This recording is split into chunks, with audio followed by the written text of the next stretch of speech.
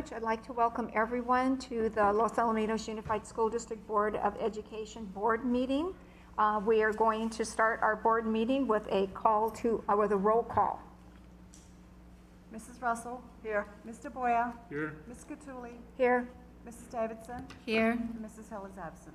And we know that Mrs. Hill is on her way here. The reason why I really wanted to start on time is because I did get a card from a community member who would like to come and address the board, and now's the time for it. So Lorena Magana, will you please come to the podium and address the board? Thank you. And just a reminder, if there's anybody else that would like to speak, you can still fill out the card and submit it as well. Good afternoon. Yeah, you want to move the microphone because it's. Is that okay? There. Good afternoon. Thank you so much for taking a moment to listen to me today. I'm a campus supervisor at the Los Alamitos High School. I worked very hard to get this position. Took me 2.5 years, sat in front of a panel of 9 principals to get a part-time at Lee, to then get promoted to my full-time goal spot over at the high school. So with the layoffs being considered, I'd really like you all to consider us campus supervisors, especially while you vote. Oftentimes our positions are very overlooked as we're just kind of the background. We're oftentimes the first responders. Once we do go back into the hybrid model, if kids are having an issue, we're the first ones to get to the classroom. So the safety for the students is critical. We always want to make sure our children are safe. Second, the things that we've seen in our daily lives of rioting and the looting, if any of these students get upset as we do enter a hybrid model, it's important to have additional people outside on the campus to be there, to be the first responders, to make sure that our kids are safe. We're not altercating within each other, you know what I mean? Everybody's got their opinions of what's going on. So we want to make sure that these kids are not fighting with each other, and oftentimes that's us that are the first people to either keep the peace or make sure we go back to being peaceful. So I'd like you to also consider that. And if fire drills happen, we're there as well. We're working with the custodians to let them know if or where a fire is happening. Sometimes that's very overlooked in our position. So just please consider us. My health insurance is in jeopardy, and that little one will be affected definitely. So please, we're here to support you, and we want Los Al to stay strong. We all love Los Al, and I appreciate you taking the time to listen to me today. Thank you. Thank you so much for coming and addressing the board. I really do appreciate it. Thank you. Okay, we are not having a workshop, but we do need. If I may, I just want to add, and we'll certainly say it tonight as well when the layoff action item comes up. So it is something that pains every single one of us. It is not something that we are looking forward to at all. And quite honestly, I always like to be optimistic. Optimistic that many of them will be able to be rescinded. The layoff notice that is on the board agenda is really predicated upon if we were to start in a distance learning where no students are on campus, the level of work that we have differs than certainly in a hybrid or in an in-person. And so we're hopeful that we'll be able to return students into a hybrid or traditional setting. Because we absolutely will need our classified employees to help us with it. It really is just about whether or not, wow, I've got silenced before, is right now the layoff is whether it's within the distance learning model where there are no kids in the campus. But things could change. Yeah, I would just like to add, we do value our supervisors. We hired extra ones for our elementary school in the afternoon with the daycare because we do know how important they are when we have children on campus. And I think I echo the sentiments of the board, which we'll probably reiterate later tonight. This is nothing we want to do. It's a budget decision that we're not happy with this specific circumstance with COVID. And we all basically want life to go back to like it was before March. Okay. So, okay. Now, can we go into closed session? Okay, thank you so much. We're going into closed session, and we will return at 6:30. Thank you.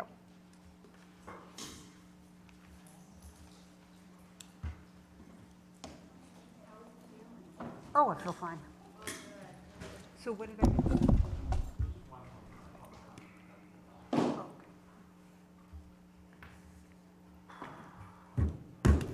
So he's, what's Len having trouble with, said something was, it's not quite right, he's, this is not, something's kind of tingling. No, he says it's just really, and so at one point, his physical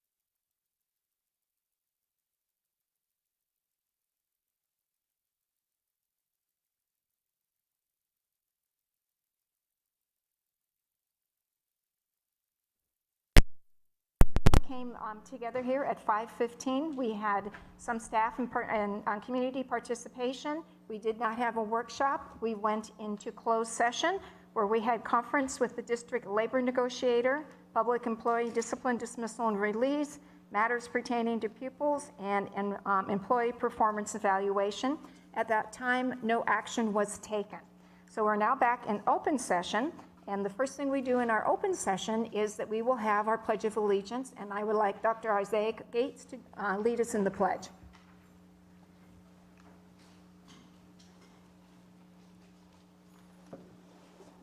Please place your right hand over your heart. Face the flag. Ready, begin.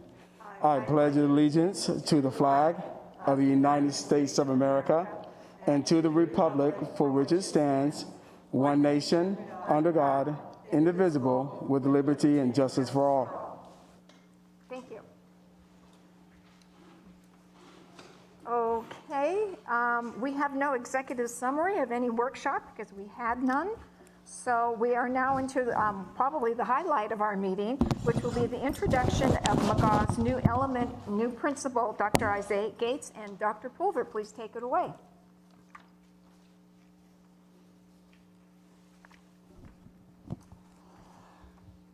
Dr. Gates, will you join me with a 6 feet social distance? So, good evening, Madam President, esteemed members of the board. I could not be more pleased to be able to introduce our newest member of our administrative team, Dr. Isaiah Gates, who will be the new McGaw principal. So I'd like to first give him a big round of applause.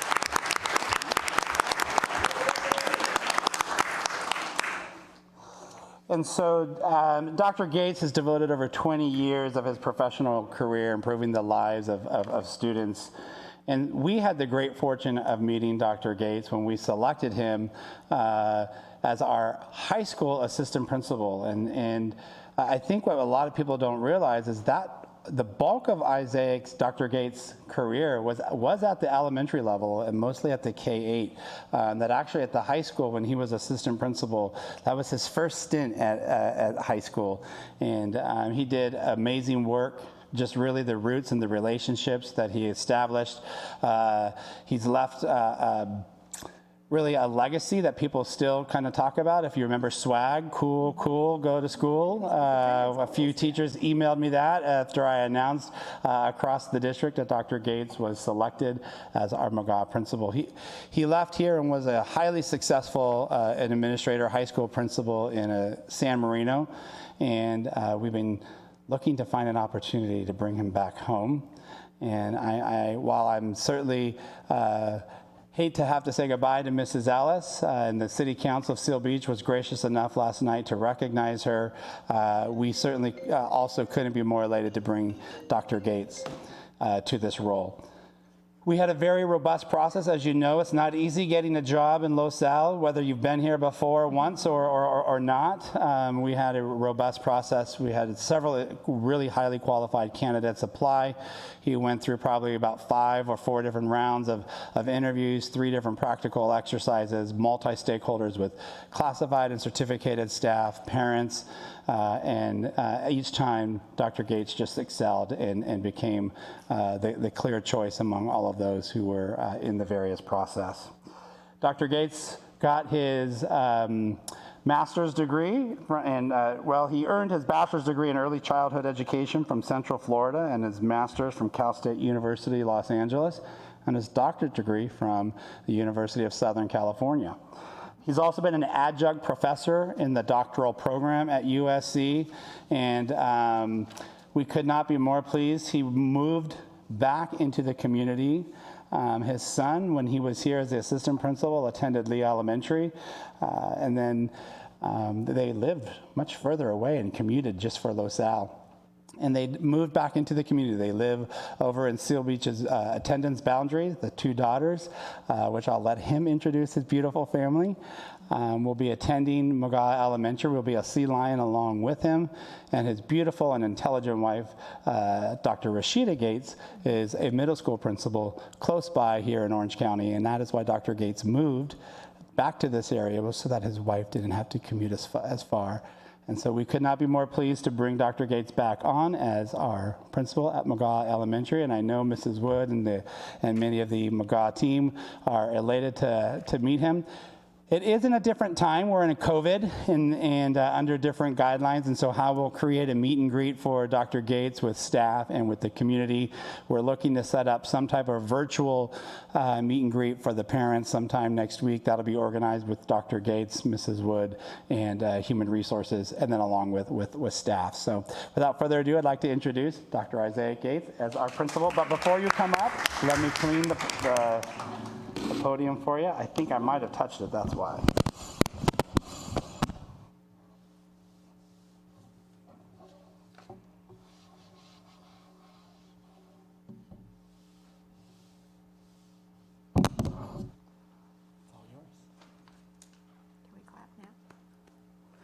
Thank you, Dr. Pulver.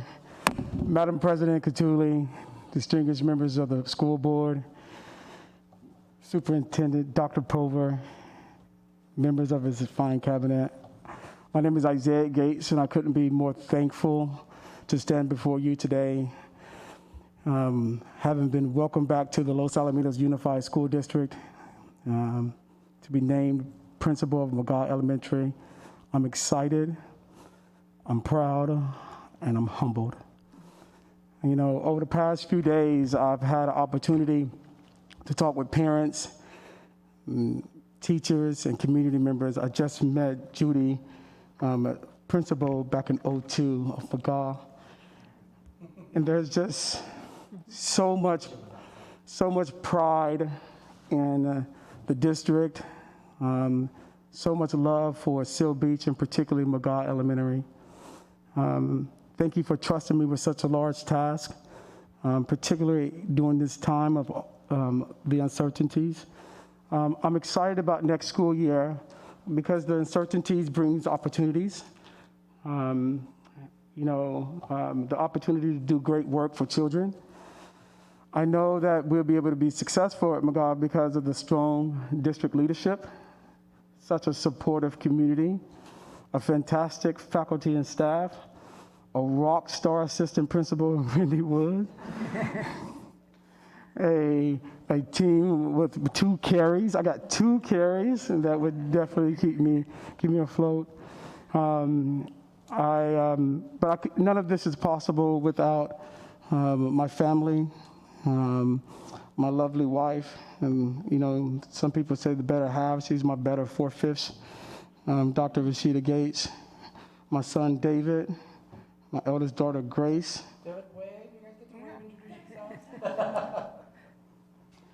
My youngest daughter, Emerson. Grace and Emerson will be attending McGaw as Sea Lion Cubs, and I am so excited. They're excited. We're all excited, and I just want to say thank you again for this opportunity to continue the relationships here in Los Alamitos Unified. I just found that the city has such a long memory, and I've never been spoken about with legacy, but I'll take it. Thank you so much, and I'm really, really grateful to have this opportunity. Thank you.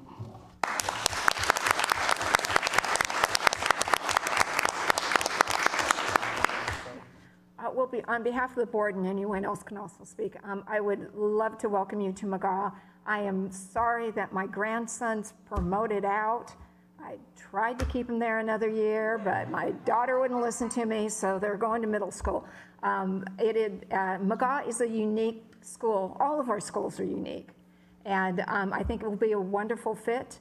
And I think the community will love you, and you'll love the community back. The fact that you guys live in the community and your kids are going to be going, your girls are going to be going to McGaw, that speaks volumes. So welcome home. Thank you.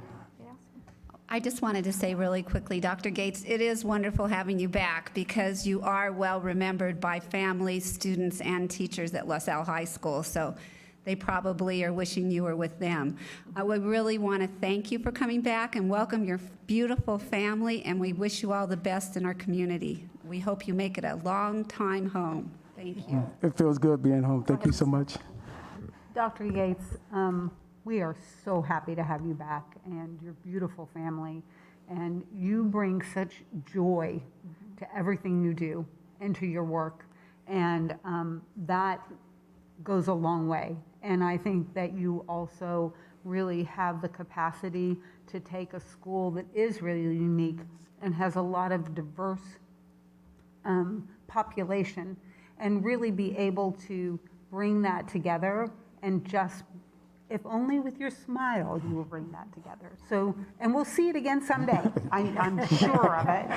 So, but thank you very much. Thank you for doing what it took to get back here. And we're really happy to have you home. Thank you so much.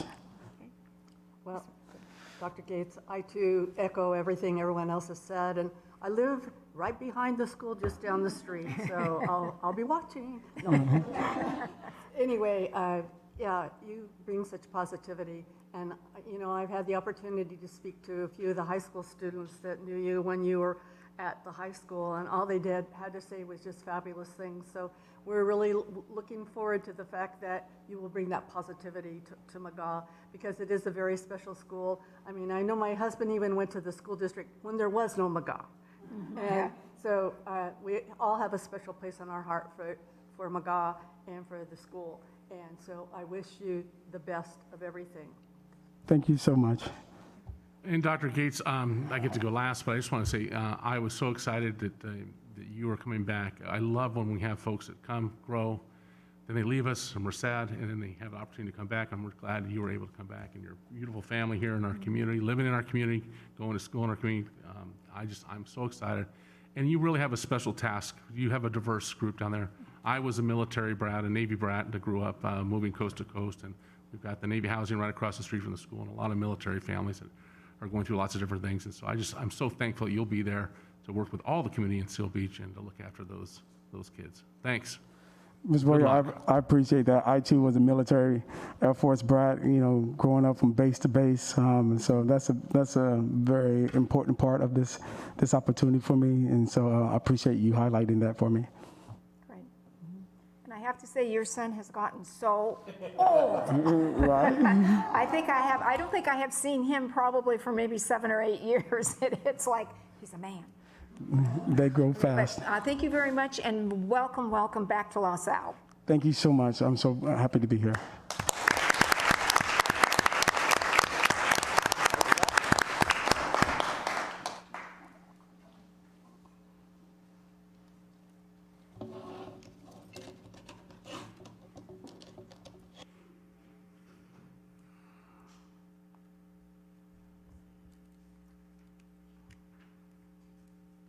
Okay, I'm trying to get the click. Oh, there, finally the light turned on, but nothing is happening.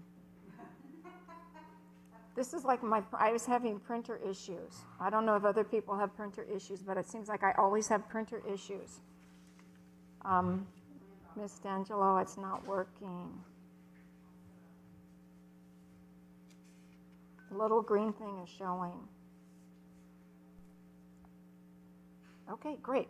All right, so now for the technically challenged board president, who we're really glad isn't going to be doing any virtual instruction this year. This is my board president. It's the time when I get to give you some highlights on what's been happening within the district. We've been really spending a lot of time on, is obviously our remote teaching and our distant learning committees, and I want to talk about all the work that has been going on during the summer.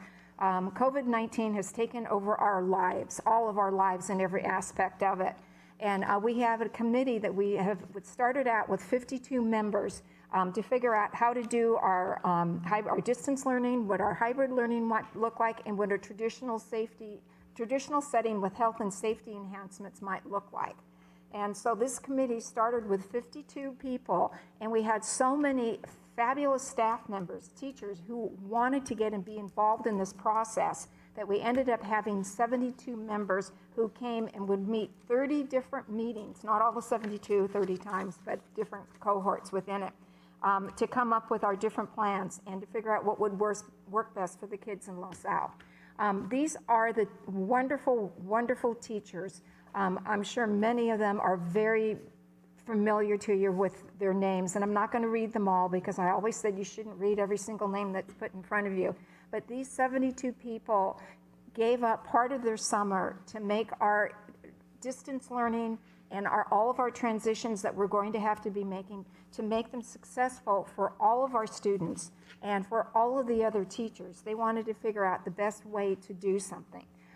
It was broken up according to elementary school, middle school, high school, and special education. Each of those different levels of schooling and instruction, including our primary, which would be TK through second grade, it's very much different than it is anywhere else. And they would have specific issues or problems that they would need to work out with what they were trying to do. What you're trying to teach a TK student isn't like what you're teaching at the high school for contact knowledge, but you still want every grade to be successful. So I just wanted to give a big shout out. And obviously things are not done in a vacuum, so we've had administrations, different principals from our different sites. We had 3 of the high school assistant principal and the principal participate, and it was representatives from our elementary, middle, and high school. And then we had all of our people at the district office who had anything to do with educational services and content, and we threw in a bunch of tech people too, and special ed, because we wanted to make this to be the best possible plan that we could come up with. And I just really, really want to thank these people who gave up their summer for our students. So thank you. Okay, so we have selected, it's called PLP, which is our platform for our distance learning. And we have selected this platform. This is the one that all the teachers decided would work best for Los Al. And so we have already started training. We have 2 days before the students come back to school. Right now, it's going to be distance, coming back and do distance learning. So we've had 2 days for our teachers before the students come to learn how to handle this platform and all the nuances in it. And so we sent an email out saying, does anybody want to take like a jump ahead and take a class and see what they can do with it? We had 310 teachers from TK through all the AP classes at the high school who said, yes, I want to have that extra learning. This particular platform was chosen because it was felt by the people who researched it that it was easy to use, it was user-friendly, it could support our curriculum, our Los Al curriculum, and then they would have other things that they'd already had embedded in the platform, maybe videos or different suggestions or book assignments that you might want to also use, so that it would just enhance what we were already doing. And it also interfaces with ARIES, which is our student information system. So we've already started, the teachers have already started learning how to use this. So the distance learning that we started so quickly and so phenomenally last March, this is going to be head and shoulders above what we were doing before. This will be truly a distance learning platform for all the kids to take. And okay, so we have 30 members in a cohort, and that just tells you more about the people that we're training in it. But I just really wanted everybody to know that in Los Al, we truly are better together. We try to get get the input we can from our teachers so that they can do a better job of instructing our students. And they're going down a road that has not been paved before, and there are bumps in it, and they were just such a fabulous group. I just really wanted to say thank you for caring so much, and thank you for helping our students. And now it's time for the superintendent's report.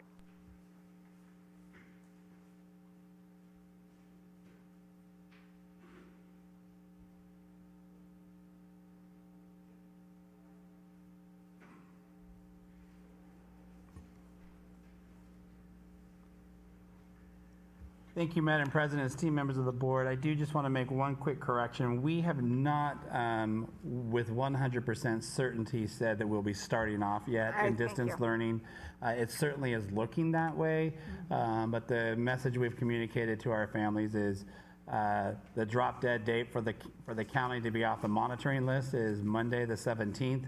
And if they're not off the list by then, we will be forced to do a distance learning. So thank you for the we clarification. may make a decision slightly sooner than that, but it's certainly leaning towards that at this time. And so want to thank you all for coming tonight, and I want to extend my superintendent's report from where we left off at our last board meeting, not our special board meeting. But one of the things that I think is kind of a new concept that we're trying to do is just give a little bit of the highlights from our schools over the summer. And so at our last board meeting, we shared a few highlights from each of our elementary schools. And tonight I want to be able to give a bit of some highlights. We won't touch on every single bullet of our secondary schools. Last year, as I shared prior, was a fantastic year. Our students, our staff, our parents, and our community could not be a finer group of individuals really rallying behind the youth in this community. And I have shared that it sounds sometimes like it was almost 2 different years, pre-COVID and since COVID, if you would. And so I asked the principals to share with us, particularly because a few of these schools that we're talking about did not get to do their board report because of COVID. And so I did want to ask them, so I've asked each principal to send us about 10 to 15 items of some of the things that they're most proud of. And so we'll start off with McAuliffe Middle School. And again, I won't read everything, but McAuliffe Middle School, the home of the Eagles, really excited this year about offering some new STEM courses. And certainly this is true. We try to have some of the continuity within our 2 middle schools, but offering STEM 1, STEM 3, advanced art, which they had not had a chance to offer in the past, advanced drama, and they really also started off with a new class, journalism, and they are those students are the ones that the journalism class did the Birdwatch, and you'll see that later on. The Birdwatch student news source is something that those students were very proud of. They did participate in the Congressional App Challenge for STEM students and were successful in that. And both of our middle schools really focused a lot on social-emotional supports. In fact, that was really the layer of their professional development in the fall. And trying to make sure that wasn't just a one and done. And so they really tried to put some of those actions into steps. And I think one of the things that we know is how do you build habits is by consistent daily interactions or different challenges. And so the whole staff, teachers, classified, really came together and they created a 21-day challenge for student mental health at McAuliffe Middle School. And it certainly was spectacular. It was the second year they had their film festival. You can see the Oscar balloons right there. Those were some of the students who did the film festival. It's the second year that Dr. Weishwright brought that in. And I'm really thankful that we were able to celebrate and honor our 8th graders at the end of the year. We were hoping to be able to have a promotion ceremony the week before school started. It was going to be next Friday. And unfortunately, given the current guidance, that has been canceled. And so thankfully, our students were celebrated, our 8th graders, still through a virtual promotion. They had 8th grade awards. And just you can see some of the different virtual choir programs that they put on there. They just did a spectacular job. So we're really, really pleased with the way that our students and our staff responded throughout the year, but particularly even through COVID. Moving on to Oak Middle School, they're excited. It's nice to be number 1. They were number 1 in the state assessment results, and number 1 middle school in English language arts for all of Orange County. That certainly is something to be celebrated. Many of you joined me to celebrate the staff. Mrs. Kaminsky invited us to join in on that celebration there. They also really been focusing in, and this has certainly been a secondary effort of ours through Ed Services, the Math Collaborative, but Oak also took it to different levels as well. So Oak brought in, supported additional teachers in the Stanford Math Project, and our own, she's a parent of ours, and she's a great professor as well. Dr. Catherine Ye from Chapman University worked with math teachers at Oak, and they were very pleased with that. I want to thank Dr. Ye for that support of our teachers and students over at Oak Middle School. They also held a virtual STEM fair, STEAM fair, if you would, because that was after. Even in the virtual, they had over 200 entries, which is phenomenal. In the Science Olympiad, you see some nice pictures there of our students who participated in the Science Olympiad. They won 9 medals at their regionals, and they were the winner of the race on the base of 2020, our Los Alamitos race on the base. So really taking a look at the 4As. In the arts, they were recipient of the Los Damas grant, about a $1,700 grant. Our Oak Jazz Band continues to be recognized. They were one of 5 who were invited to the Monterey Jazz Festival, and the drama and choir performances were spectacular. And then they had a new club, I think it was new this past year, of Middle School Why Black, and the club has just been a thriving club on the campus. The students really created campus-wide activities to do for Black History Month. They have a total of 32 different clubs on the campus, and really, again, along like with McAuliffe Middle School, focusing on the social emotional. They too also they partnered together with the training in the fall with our teachers, and they also did a 21-day gratitude challenge as a follow-up of putting to action some of the staff development that they had. Onto our griffins, which when the eagle and the lions come together, they create a griffin, and for some reason my clicker works. And so high school has looked at a lot of different metrics, and so some of the traditional metrics that we would celebrate that you would have seen had they talked about their school report, we would have talked about they have over a 99% graduation rate of our students graduating, almost a little over 1,900 AP exams taken from our students in 2019, up over 1,000 students taking that. 79% of our students meet A through G requirements from the class of 2020. And I know one of the big highlights that our high school was really proud of too is the work of the Inclusion Committee. So while we have a district-wide focus, schools also have their focus. And the high school team, the Inclusion Committee, really has been strong leaders, and they hosted a series of different events for students and for staff in the fall and in the spring that were very well attended. They invited Dr. Tyrone Howard, who was a trainer for us that we had in the fall, and as we met him and realized he really resonated well with our staff, they wanted to invite him out to really speak to our students. And so many of you had the opportunity to attend the speaker student assembly. Every single student on the campus, Dr. Tyrone Howard spoke to. That really was through the work of the Inclusion Committee. And then our students, as you can see right there, we have been voted once again the #1 student section of just our students rallying behind our Griffins. And you know, the positivity and the energy that they create, whether this team is winning or losing, just creates a wonderful atmosphere for our student body. And so that really were hats off to our ASB and to our activities. And as you all know, our student board member last year was certainly on ASB and gave you a lot of reports about that moving forward. We've been seeming to have problems with this clicker the past. Okay, good, it's not just me. It's not, and I'm closer to it. So, Los Alamitos High School, as you know, has also been under construction much of last year. And so we did, just after the Thanksgiving holiday, began the demolition of the 52-year-old administration building.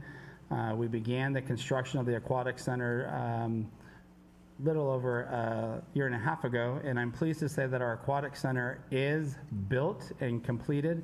In fact, tomorrow morning, 9 a.m., our Griffin Aquatics get to use the pool for the first time, given the new guidance of the California Department of Public Health for youth sports. So I know that they are very excited. We've been planning a opening ceremony. I don't even want to use the word grand opening because I don't know how you have something grand right now with COVID.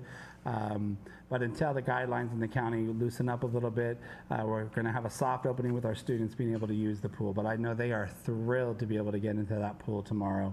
And so we're really excited about that.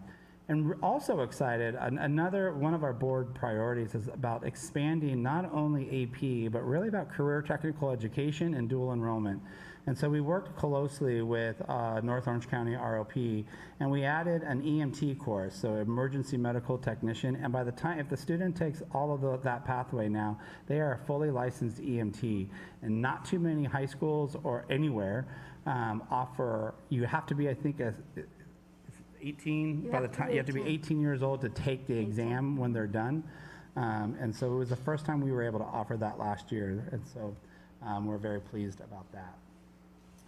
I would like to move the next part of my superintendent's report really to talk about the California Department of Public Health elementary waiver. Wasn't really planning on making that a topic of the superintendent's report today, but obviously I think part of our job is to really respond to various information that we've been getting from the community. And so I want to spend some time really talking about this because all of you and myself have received a lot of email from parents, both who are really strongly advocating for the district to consider the elementary waiver that has been released by the California Department of Public Health, and certainly parents who also do not want to encourage the board or the district to consider this. So I think there's a lot of confusion on what does the waiver really mean, what does it exempt, what doesn't it exempt. It's very little that it exempts. And so I thought I'd spend some time tonight talking about that. We had the great fortune of being able to do a similar presentation to all of our elementary teachers today because our staff had a lot of questions about this as well. So we offered two 1-hour sessions for our elementary teachers today. I won't give you an hour overview of this, but I would like to give all of you in the community a bit more information. So as you know, this California Department of Public Health really has been the public health expert to provide guidance for us on how do we open up schools. One of the things that you've heard me say at the last board meeting is we are educators. We are not scientists. Even though I taught science, it doesn't mean I'm a scientist. And I'm certainly not a public health expert. And so we are not the public health experts to be making determinations and decisions of when is it safe to return students to school or not. We are really going to rely on the guidance of the experts. And one of the things that I've been saying is we're going to stay grounded to the guidance by the California Department of Public Health. And then our local healthcare agency, which is Orange County Healthcare, the Orange County Healthcare Agency. And for the most part, Orange County Healthcare Agency defers just about everything to the California Department of Public Health. And then they look at some of the local data within. And so on August 3rd, the California Department of Public Health released a frequently asked questions that also mentioned that if there are inconsistencies, because as all of you know, we hear guidance from the CDC, from the American and Pediatrics. I get emails from doctors all the time, ER doctors, CHOC doctors, family practitioners, et cetera, all with different opinions and guidance, and it's well intended, and it certainly they have a lot of knowledge, but we have to stay grounded into one area. And the California Department of Public Health has issued that guidance, and they have said that when there are inconsistencies, we must follow their guidance. So really, it's their job to take a look at all of the science and the experts, and they'll look at different from the World Health Organization or from the CDC, et cetera, and they're going to interpret that data on behalf of us. And so through that, we have clear guidance that's been updated several times along the way. The most recent guidance from CDPH is August 3rd. And then the county creates what's called an attestation. Really, every business has to attest to various safety metrics and procedures that they're putting in place and training of staff, et cetera, before they can reopen. And so really these two documents have been our guiding documents. And so it's really the culmination of those three agencies coming together, which has been the basis of our school opening and safety plan. And so as you can see, that has been released. We've done a lot of information on it. We have a table of contents, and it has recently been updated. So information is fluid. So this has been updated even since Thursday. The information's the same. There's just more information that I'll talk about. It's really the appendix in the back that we'll talk a little bit about later. And so again, all of these documents are really in alignment with the guidelines, the restrictions, and the data that the California Department of Public Health and the Orange County Healthcare Agency has issued to us. And no reopening plan can stray away from that guidance. And so our comprehensive school safety plan meets or exceeds the health and safety requirements stipulated by our public health experts. They are the ones that we are being held accountable to. well, we're accountable to the public, but we're held accountable to the requirements of our state and local healthcare agency.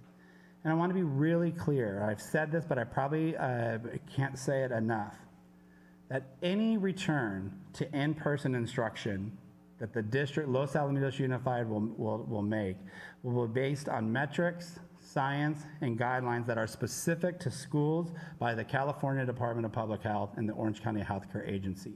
We are not the health experts, as you've heard me say, so we will not act to return students to our school sites without the proper science and the guidance from our state and county public health officials. And so what's happened is, along the way, the guidance from the state health experts have evolved.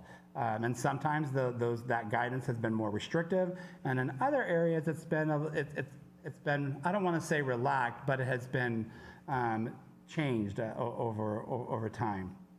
So in the overview of an in-person learning framework that is presented to us by the California Department of Public Health, first off, really recognize that the disclosure of schools to in-person instruction was since last March has been part of a broader set of recommendations intended to reduce transmission of COVID and other symptoms.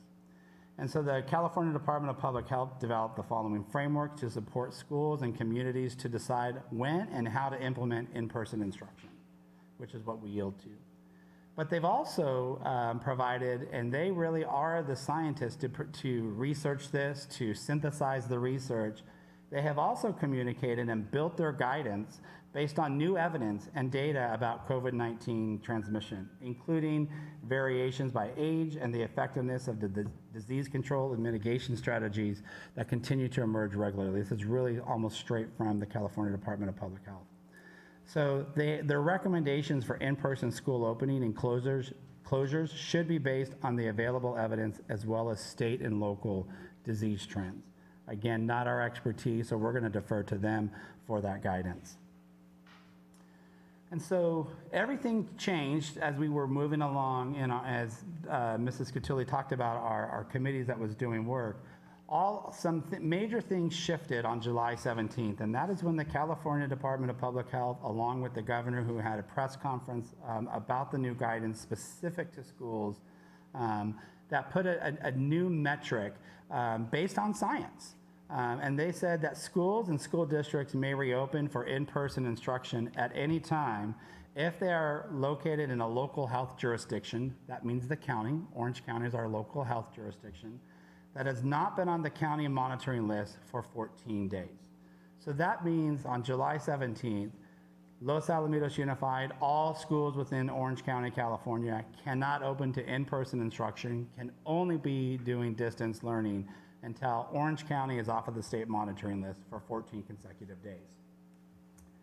However, the other thing that they mentioned, this was not Los Alamitos Unified, this was not Orange County, this was not some board of education somewhere that created this. The California Department of Public Health and the governor, and he talked about this in his press conference and it was right in the document, did state that a waiver for in-person instruction, not a waiver for the restrictions and the guidelines, a waiver for in-person instruction could be granted by the local health officer in consultation with CDPH to elementary schools to open for in-person instruction. The waiver must be granted if one is requested, or can only be granted if one is requested by the superintendent in consultation with labor, parent, and community organizations. The local health expert, which in this case would be Orange County Healthcare Agency, must review the local community epidemiological data. So they're going to be looking at the local data here, not only in Orange County, but actually part of this process, I've been fortunate, almost every week I get to be on a meeting with our Orange County superintendents with Orange County Healthcare Agency, Dr. Chow. And so he went in a little bit more depth about what this is.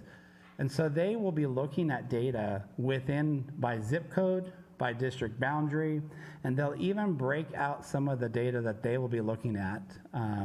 We're not given the exact numbers of it because at this time they may, but they'll break out the COVID rates between the ages of 0 and 3, ages 4 to 9, 10 to 12, 13 to 14, and 15 to 17. Right now, the state metric that all of us see is just 0 to 17. So as they collect and they make decisions on this waiver, they're going to be looking at data specific to those age ranges and specific to us and locally here in LaSalle by our zip codes. They may even overlay our district boundaries onto that. But they also have to look at the other data within the county as well, because we do recognize people, even our own staff, they don't all live here. They live elsewhere within the community, et cetera, within Orange County or the greater Orange County area. And so what's different about the waiver is it requires the public healthcare officer to look at our plan and to look at data. If we don't have the waiver, they do not have to approve our plan whatsoever. And so we'll try to stipulate that a little bit more. And so one of the most common questions has been, well, why elementary? Why only at the elementary level? Well, one, it's really the ability that that at elementary level, they have more stable cohorts. And what we mean by that is the classes are more self-contained. At the middle school and at the high school, you have passing periods. The kids in period 1 are different than kids in period 2, et cetera. But at elementary, it's the same group of kids who are in there in the morning to before lunch, et cetera. And then the other is that Dr. Chow shared with all of us, the science that the California Department of Public Health and other healthcare agencies have been reviewing is both international data and our own United States data that looks at there's new evidence about COVID, looking at the transmission rate, including variations by age and the effectiveness of the disease control and mitigation strategies. And so what they shared with us, this is my interpretation, this is the layman's interpretation of the science that they shared with us at this presentation, is both the study in South Korea and other countries abroad, when they look at how kids transmit the disease, either child to child or child to adult. So in this case, a child to a student to a student, or a student to a staff member. That really from the age 12 and on, they transmit at the same rate as any adult would. But in the current data that they've really been taking a look at, 0 to 12, it's almost a 50% reduction in the transmission rate. So that is what we are told. I was told is some of the data behind the research that they are using based upon this and all of the other things that they have to factor into when they give schools guidance within that. And so what does the process look like? Because I think this is the other kind of confusion. And so as you heard me share, the waiver does not exempt us from our robust, comprehensive, safe school plan. The district develops our opening and safety plan in alignment with the CDPH industry guidance. That should we meet all the consultation requirements and are able to go ahead and apply for the waiver, we would complete the waiver template and submit it to the Orange County Healthcare Agency for review. You have to do it at least 14 days prior to when you would want to begin having the waiver take effect. So this would be for at least this is only step 1 of where we are in the process. Orange County Healthcare Agency will review the community data, all of the different science data, and they'll review the district school plan. They will then consult with the California Department of Public Health, who will also look at the plan. And at some point then, within the 14 days, what's going on? The transition's not working. They'll either approve the waiver as provided. We understand they could also deny it. Or along the way, they may also ask for more feedback. And so they have shared that they could potentially, during those 14 days, come back to us, do some consultation and take a look. Orange County Healthcare Agency has created a school resource team that is there directly to support schools throughout the process, not just for a waiver, but should a test occur, when we have questions about, are we allowed to wear a shield at a board meeting but not in a classroom, et cetera. We've asked all those types of questions to our local school resource team at the Orange County Public Health Care Agency. And so the California Department of Public Health waiver template has all of these requirements before it can be approved.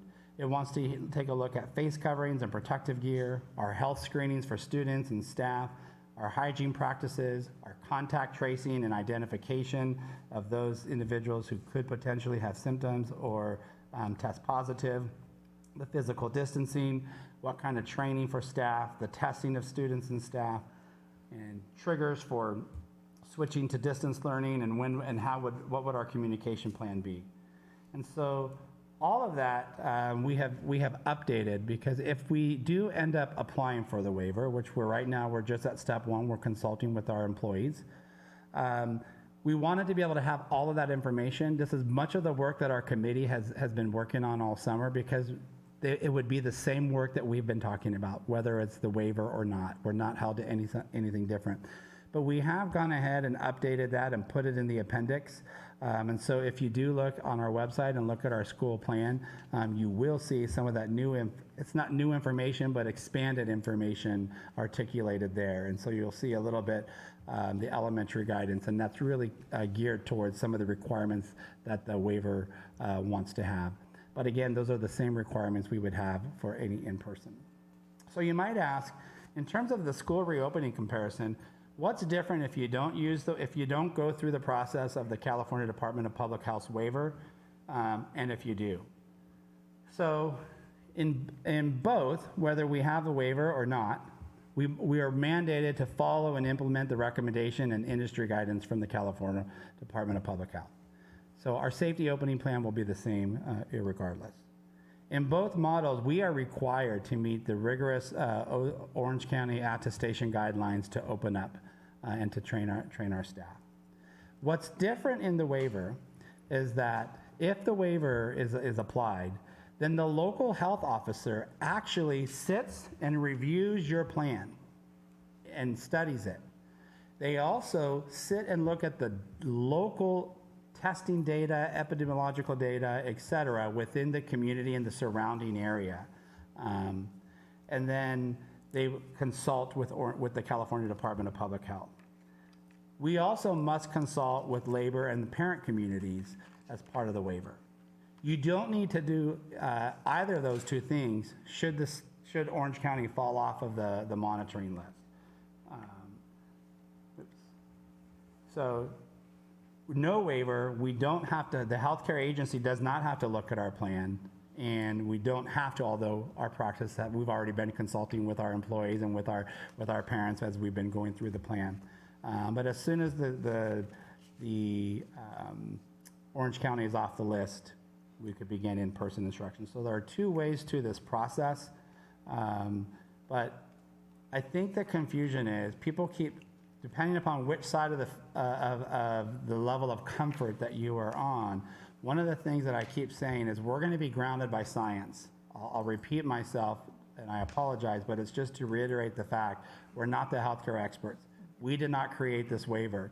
They clearly believe that there was a reason why this waiver should be provided, and it must meet strict guidelines. And so at this process, we are meeting with our employees to see if this is something our employees support, because if it's not something our teaching staff could support, then it's really probably not worth moving forward, because how can you have in-person instruction if our teachers aren't able to and willing and able?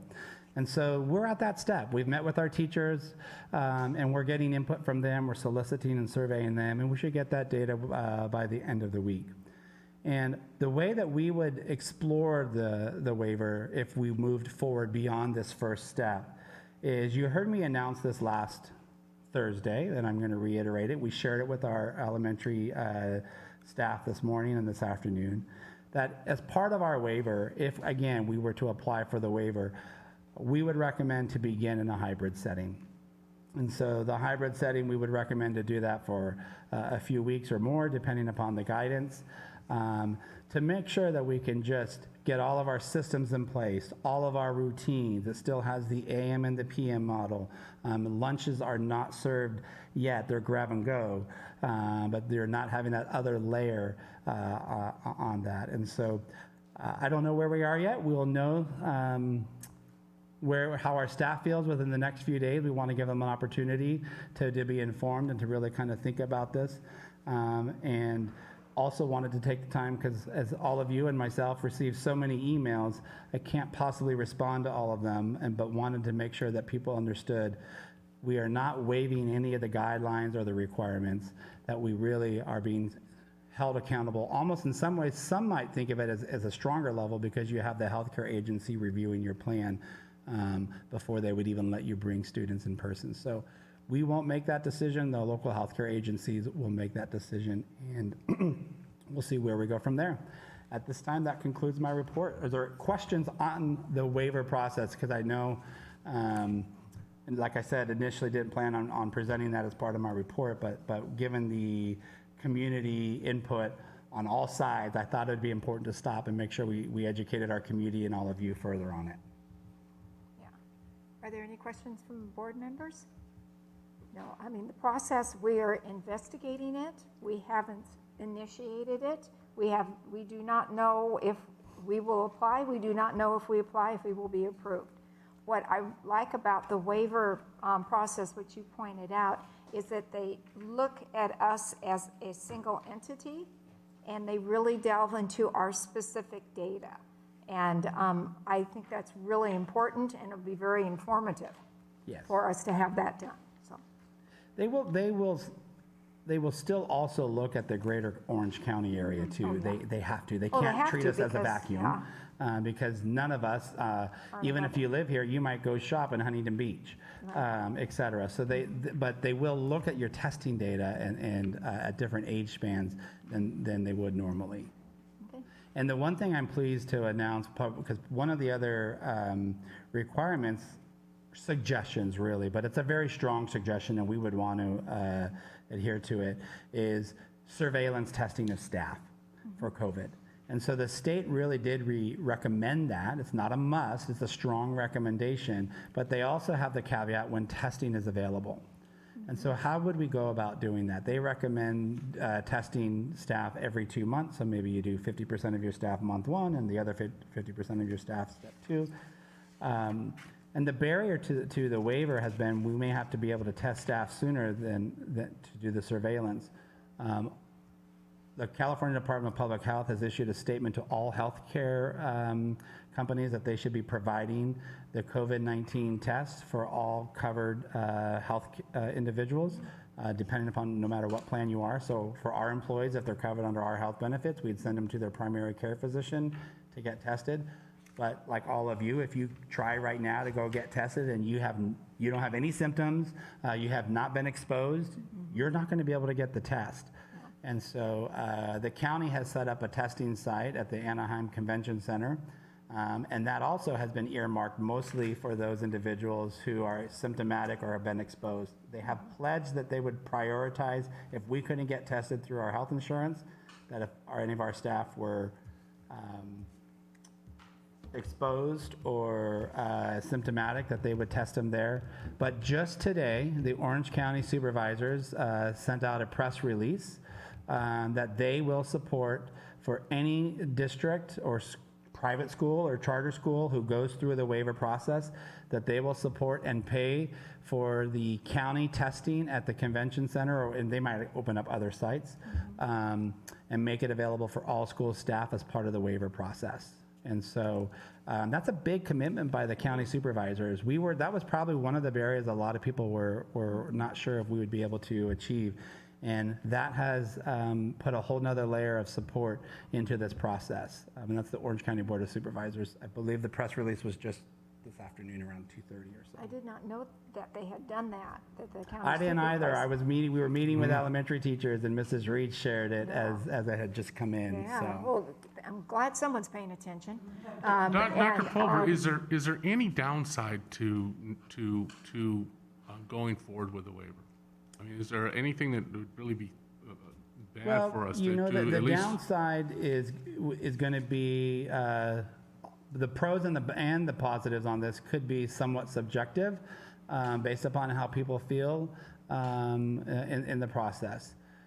There could be some that if we end up choosing to apply for the waiver and they don't want to be locked into Los Al at home for the semester or year, now feeling like they might want to reconsider that because they're not quite ready to be in person if the county itself is on the monitoring list, even though the California Department of Public Health says it's safe for you to return to school Right. at that age range. So it's hard to say the pros and cons because some of it is so personal. And even in the choices that we've created for families, we've tried to create personal choices. And some families have liked that, and some families wish we didn't give them a choice, that we just made everybody the same. That's certainly the sentiments that all of you are hearing, and myself as well, from some. And so they're largely personal, I think. Would it be incorrect to say that by applying for the waiver, at least applying whether we get it or don't get it, we have another set of eyes looking at the plan, all the work that was done by the 70-plus teachers and staff, and, to put this together to say, hey, you're doing this right, or hey, we would recommend you do this better, or is there, wouldn't that be helpful? Even if we did approve the waiver, we still do we have to implement the waiver? Can we still go That to is county? one unanswered question. So would it be helpful to have the Orange County Healthcare Agency and CDPH look at our plan? Certainly, I think it could give people another layer of confidence. Although the nice thing about it, the California Department of Public Health guidance on schools is a public document. The entire community could look at it and decide if we're in alignment or not for that. But whether or not we applied and actually implemented the waiver and we were granted it, that's a question I will have to research. And I researched a question last meeting. Mrs. Davidson asked a question that I didn't have an answer to. So at the next meeting with the Orange County Healthcare Agency, we did ask that question, and we got the answer for that. So I'll Okay. seek that Oh, out. that's great. Every extra set of eyes, I think, is helpful. Yep. All right, thank you so much, Dr. Pulver. Challenging times, challenging decisions for everybody to make. We're now going to go into about a 10-minute recess because we want to take pictures of the Gates family. So if you guys could come up this way, and we'll take us, that Tina told me to. Yeah, we probably only need about 5 minutes because it's just Dr. Gates. We won't be able to get real close with him, but his family, they're all close contacts Yeah. with him. We can take a picture with him and his family, and then we will come right back into open Right, session. okay, thank you.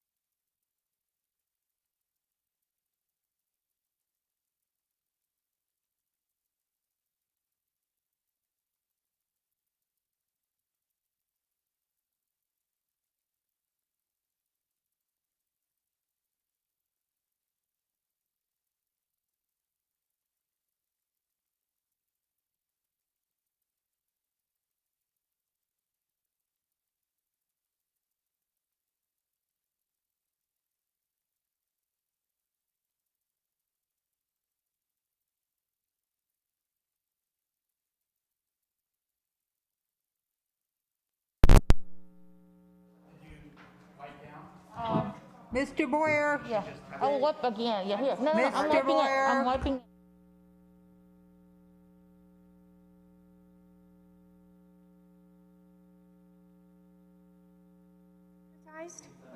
Okay. I'd like to call us back into session, and now is the time for community and staff participation, and I do have a card from Carrie McDade, and so if you could come up to the podium, as I right now.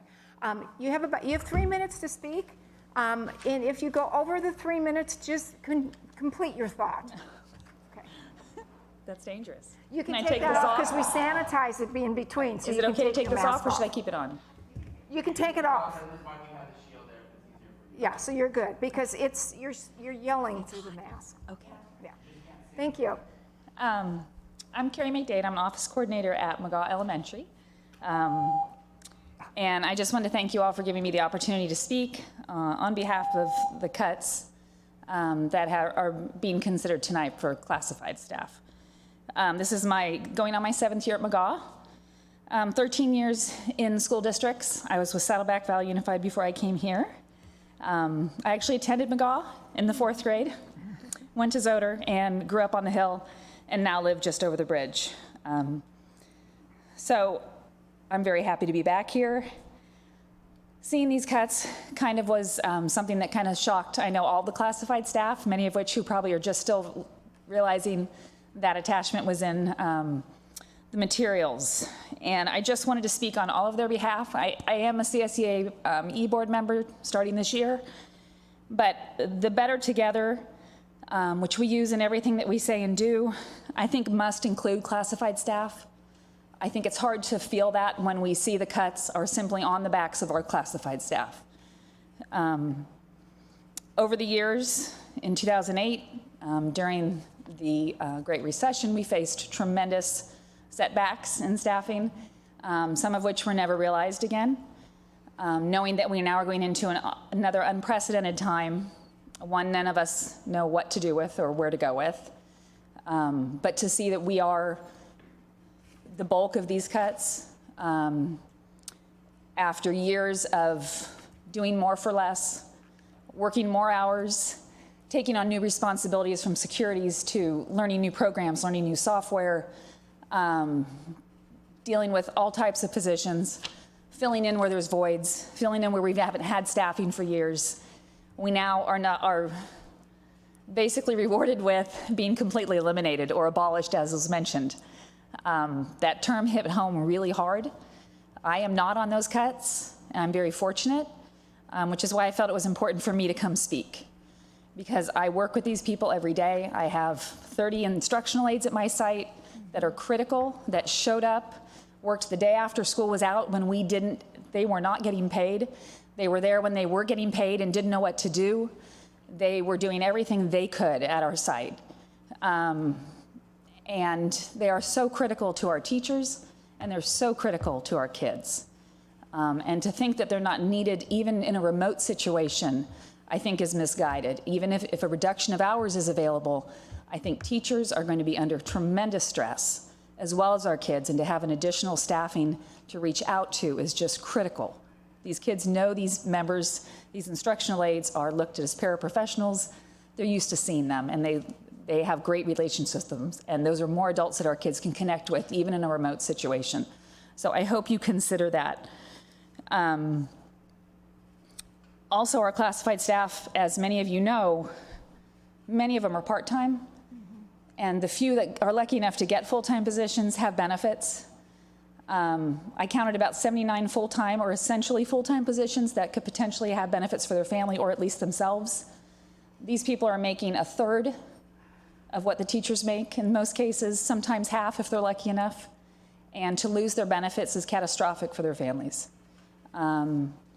They are not usually fortunate enough to just go pick up another job and get benefits. Teachers are. There are opportunities for them, but our classified staff, based on backgrounds and different types of experiences, do not have those same abilities. And so the cuts to them, for every 3 of us, it equates to the cutting of 1 teacher, say, professionally. So it's a huge loss. And I think that needs to be really considered when you're looking at numbers. I understand budgets. I know that you all have to make decisions that you certainly none of us could ever have imagined. But I hope there's some sensitivity to maybe how those can be softened a bit, and maybe not permanent. And certainly those that are heavily considered to not be permanently cut should we get to go back in person. Because our biggest fear is if we continue doing these careers, which many of us are mothers. I have sacrificed my career when I chose to have children. I had a fabulous career making really good money. I wanted to raise my kids. I wanted to be in the schools. My mom was a teacher for 32 years. I saw the value of that. Many of us have kids. Many of us have chosen to sacrifice money and careers to do this, to be with our kids and to get to be a part of other kids' lives.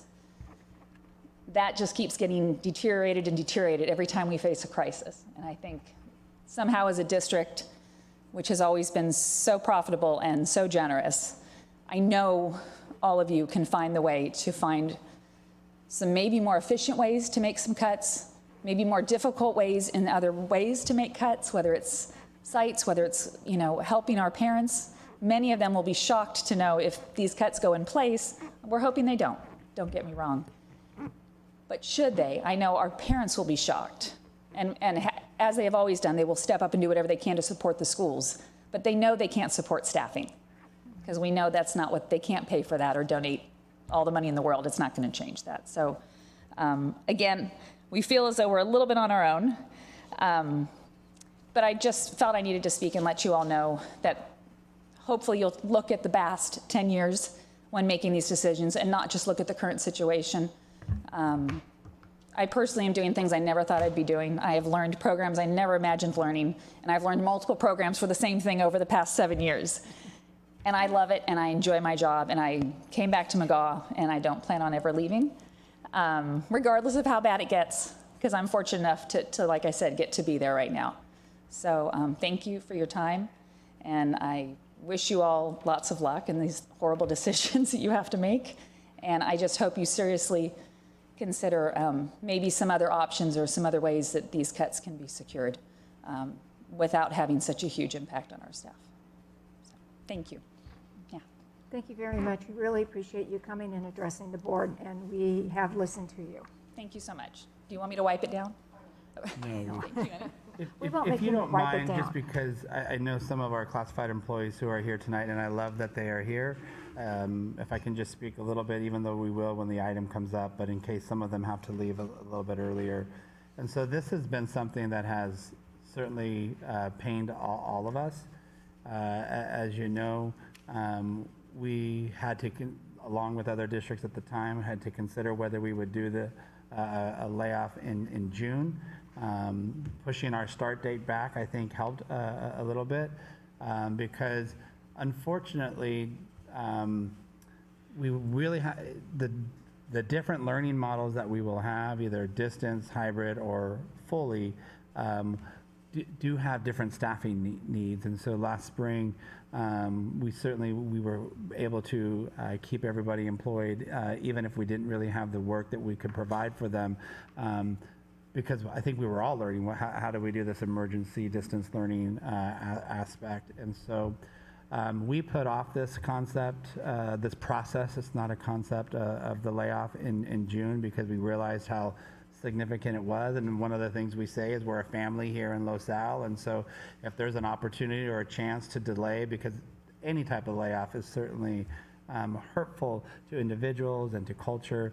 So we pulled that from our June board meeting and met with our CSEA representatives and president and said, let's wait, because we're actually really hopeful that school will come into play.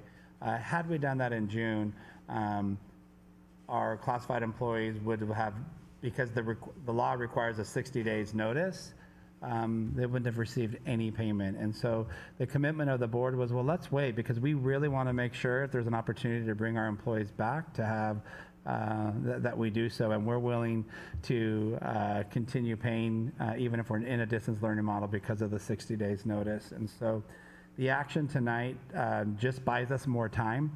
The effect of the layoff isn't until the middle of October. I think it's October 12th-ish.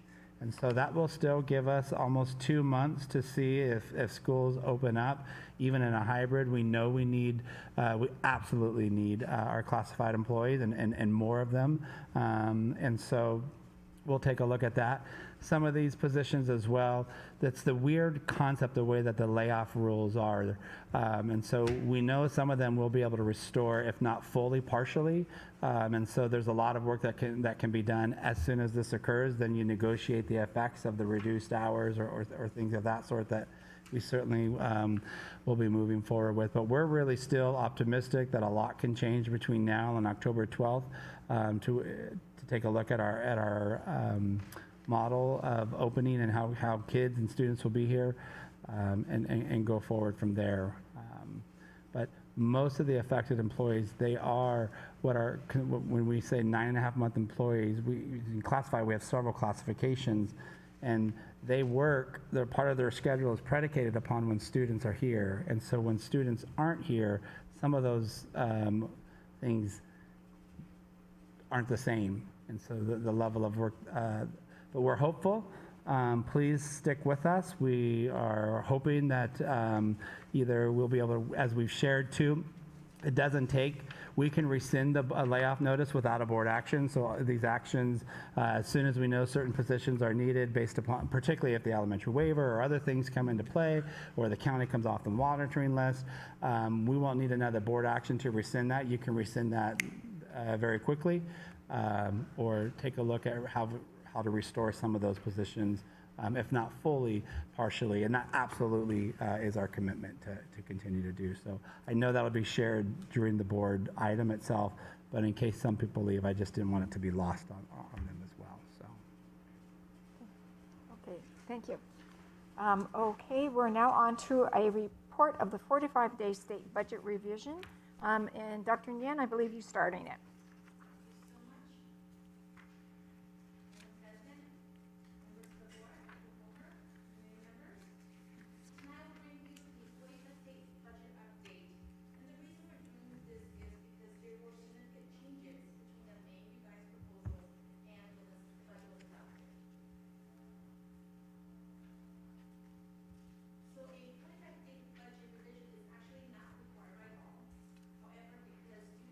Get changes, we are bringing that to board tonight. Revisions must be made within 45 days for public review, and this is the place we're taking it to, because the budget was signed into budget on June 29th, so we had until August 13th to do that. We will be updating the fiscal year 2021, that's the current year fiscal year's budget, and as well projecting the multi-year effect as well, given the current budget situation.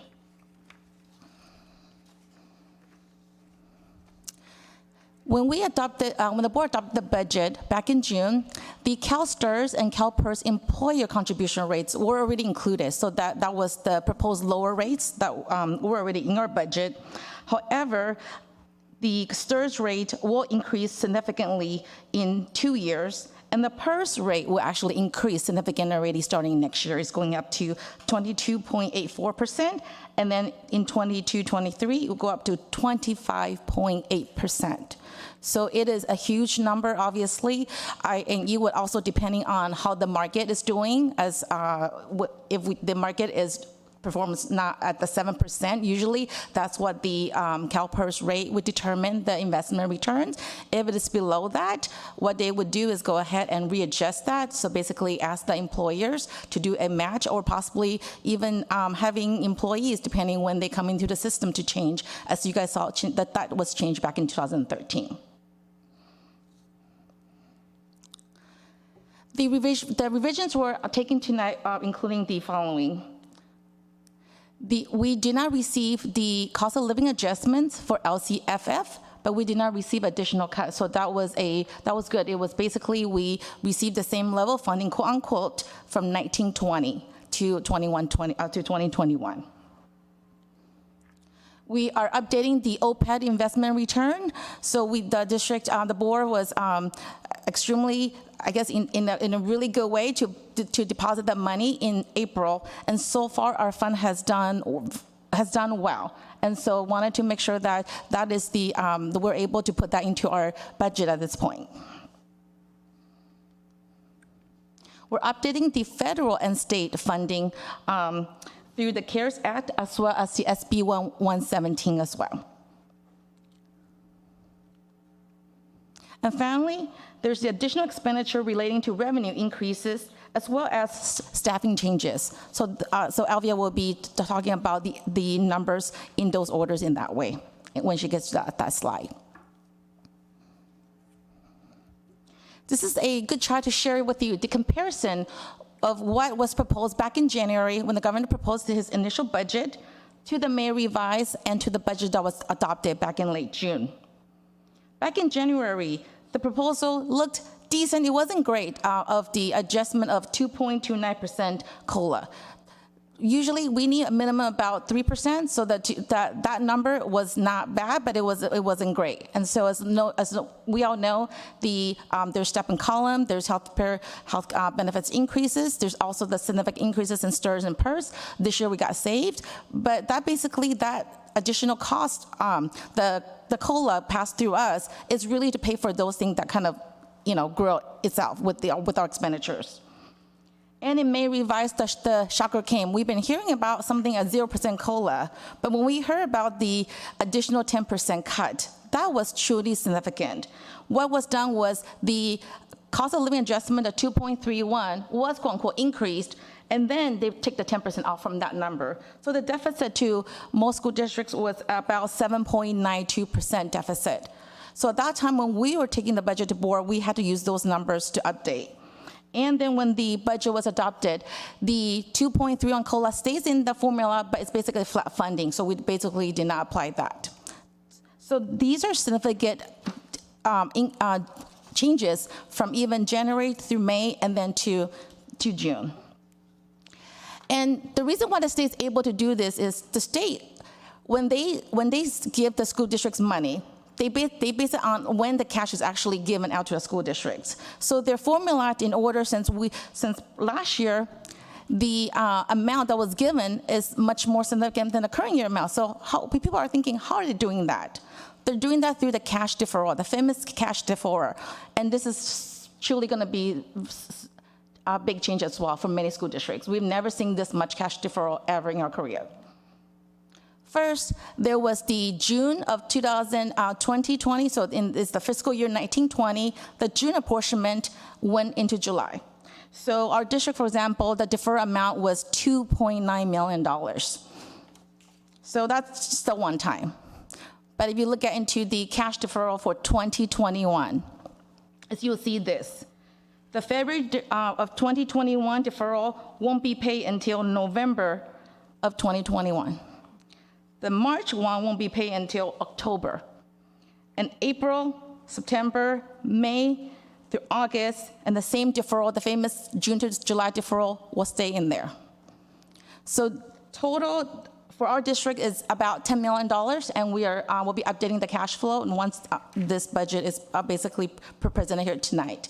This is a huge deferral for most school districts. This is only the state aid portion of how much, and so that's why when you see the number, it was like, well, how come if there's a state aid portion, there's also the property taxes. The property taxes in Orange County has been fairly good. The collection rate was about 99.4, even during this tough time. And so we were on a call with the county treasurer, and they informed us, even through COVID, the county property taxes was collected fairly well. And what they did was, instead of giving people a penalty, they said, just pay your property taxes, we will not charge you the penalty. So they were able to get a lot collected even by July, even though it was late, but they were able to collect that information. So you'll see here in the deferral plan, in February, it's about a 9%, that was the normal share. And then March was 9%, April as well, 9%, May is 9%. So in total, the district will only receive about 68%, let's say 70% of our state aid apportionments for the entire year. So basically about 30% of the state that they owe us money, they're being deferred. And that is significant, which means that cash will now, we all remember these words back in the recession, cash is king. We have to make sure we have cash in our bank. The county treasurer has already told us as well on the conference call, they have enough cash. If districts need to borrow, the cost of borrowing right now is low. And so that will definitely be one of the options that we would have to look into depending on which month. And obviously, we will be running a 18-month to a minimum 18-month cash flow. But obviously, things change, so we're constantly running and updating that cash flow from 18 months to 24 months. But 24 months gets a little out there, so 18 months is a good gauge to see where we should be at. But this is truly significant for every single district, probably in California, unless you're a basic aid district, which we're not. That means they receive more property taxes than from the state aid. And so now I'm going to turn it to my director here, and Alvia will go ahead and walk us through to all the major adjustment of what's being changed, as well as the multi-year projection. Thank you so much.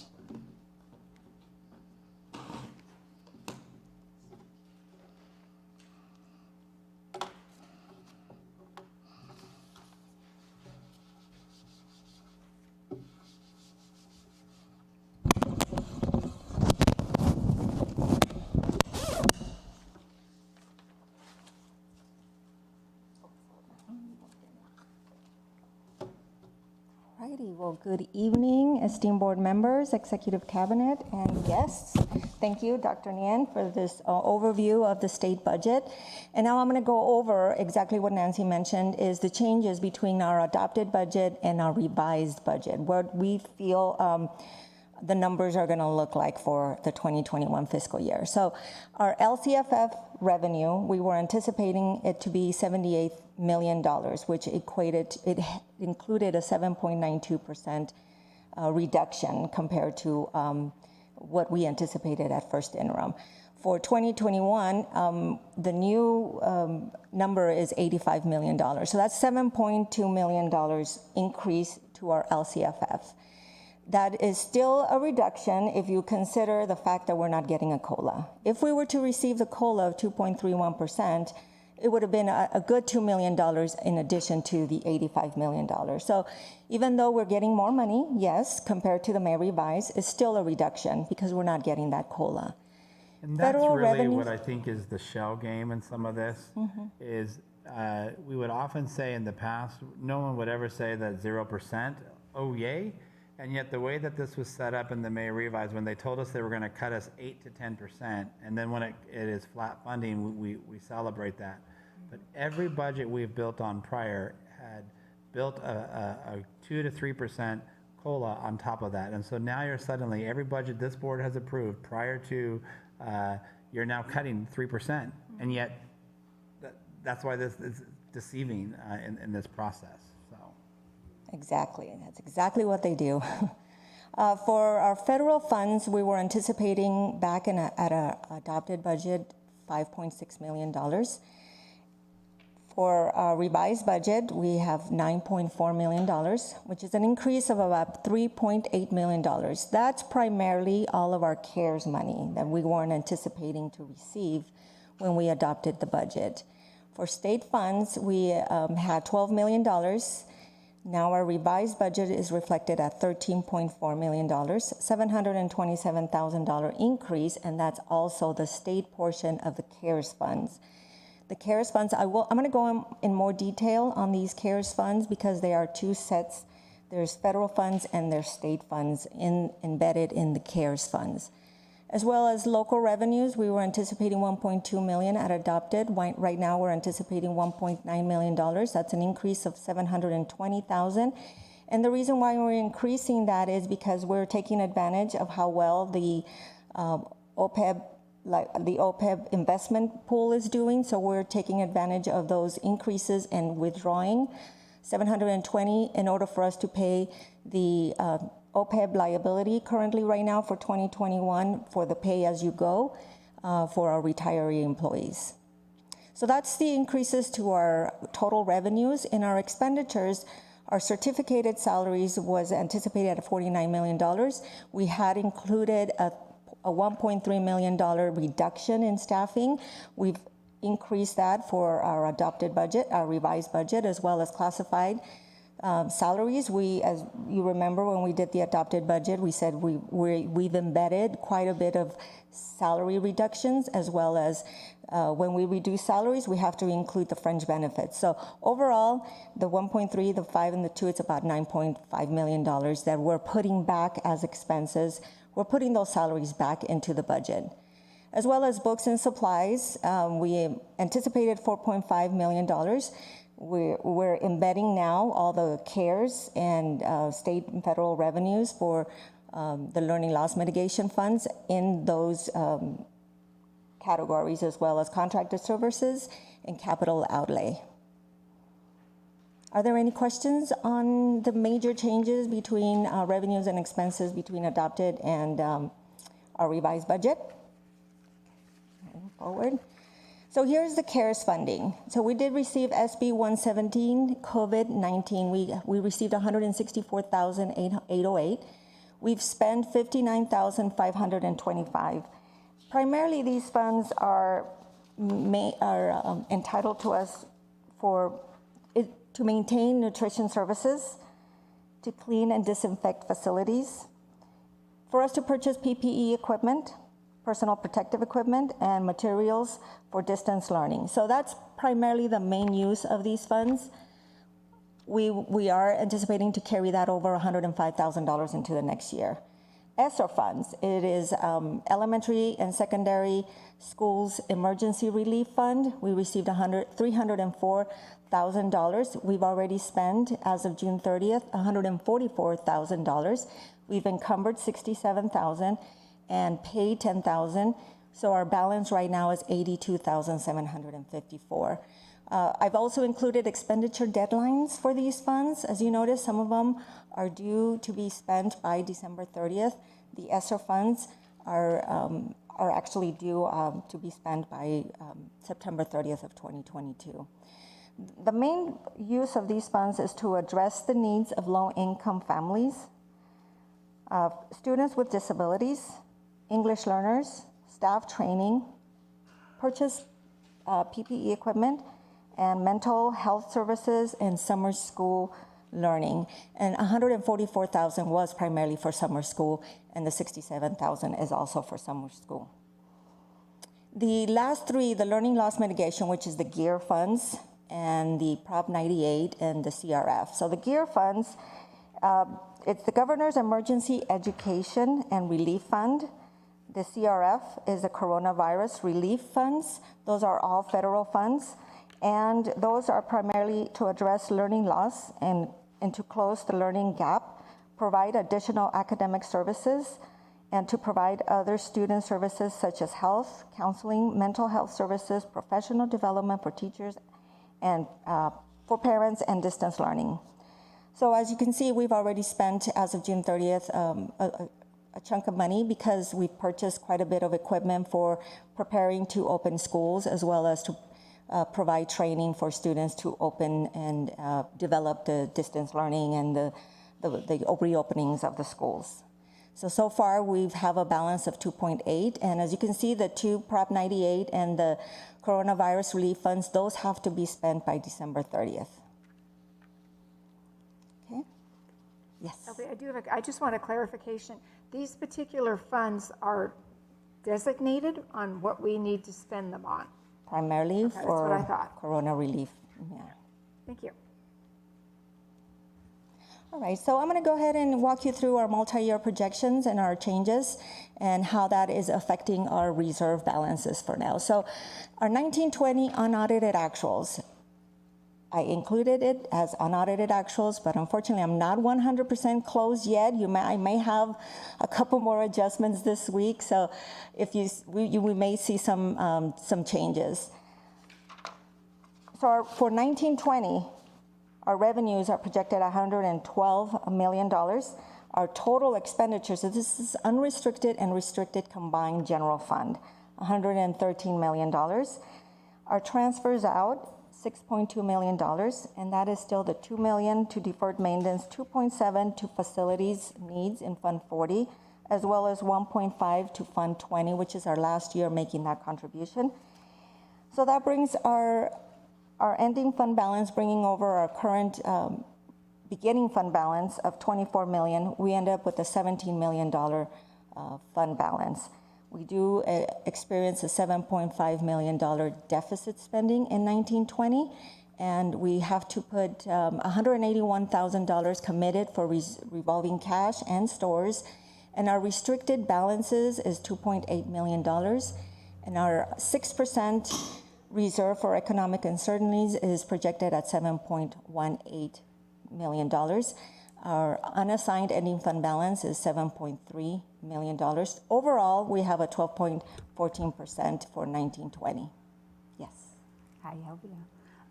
So our reserve for economic uncertainties, that dollar amount, what would that represent? Because that represents having to pay our staff if we have no funds to pay our staff, correct? That is correct. And how many months would that pay our staff?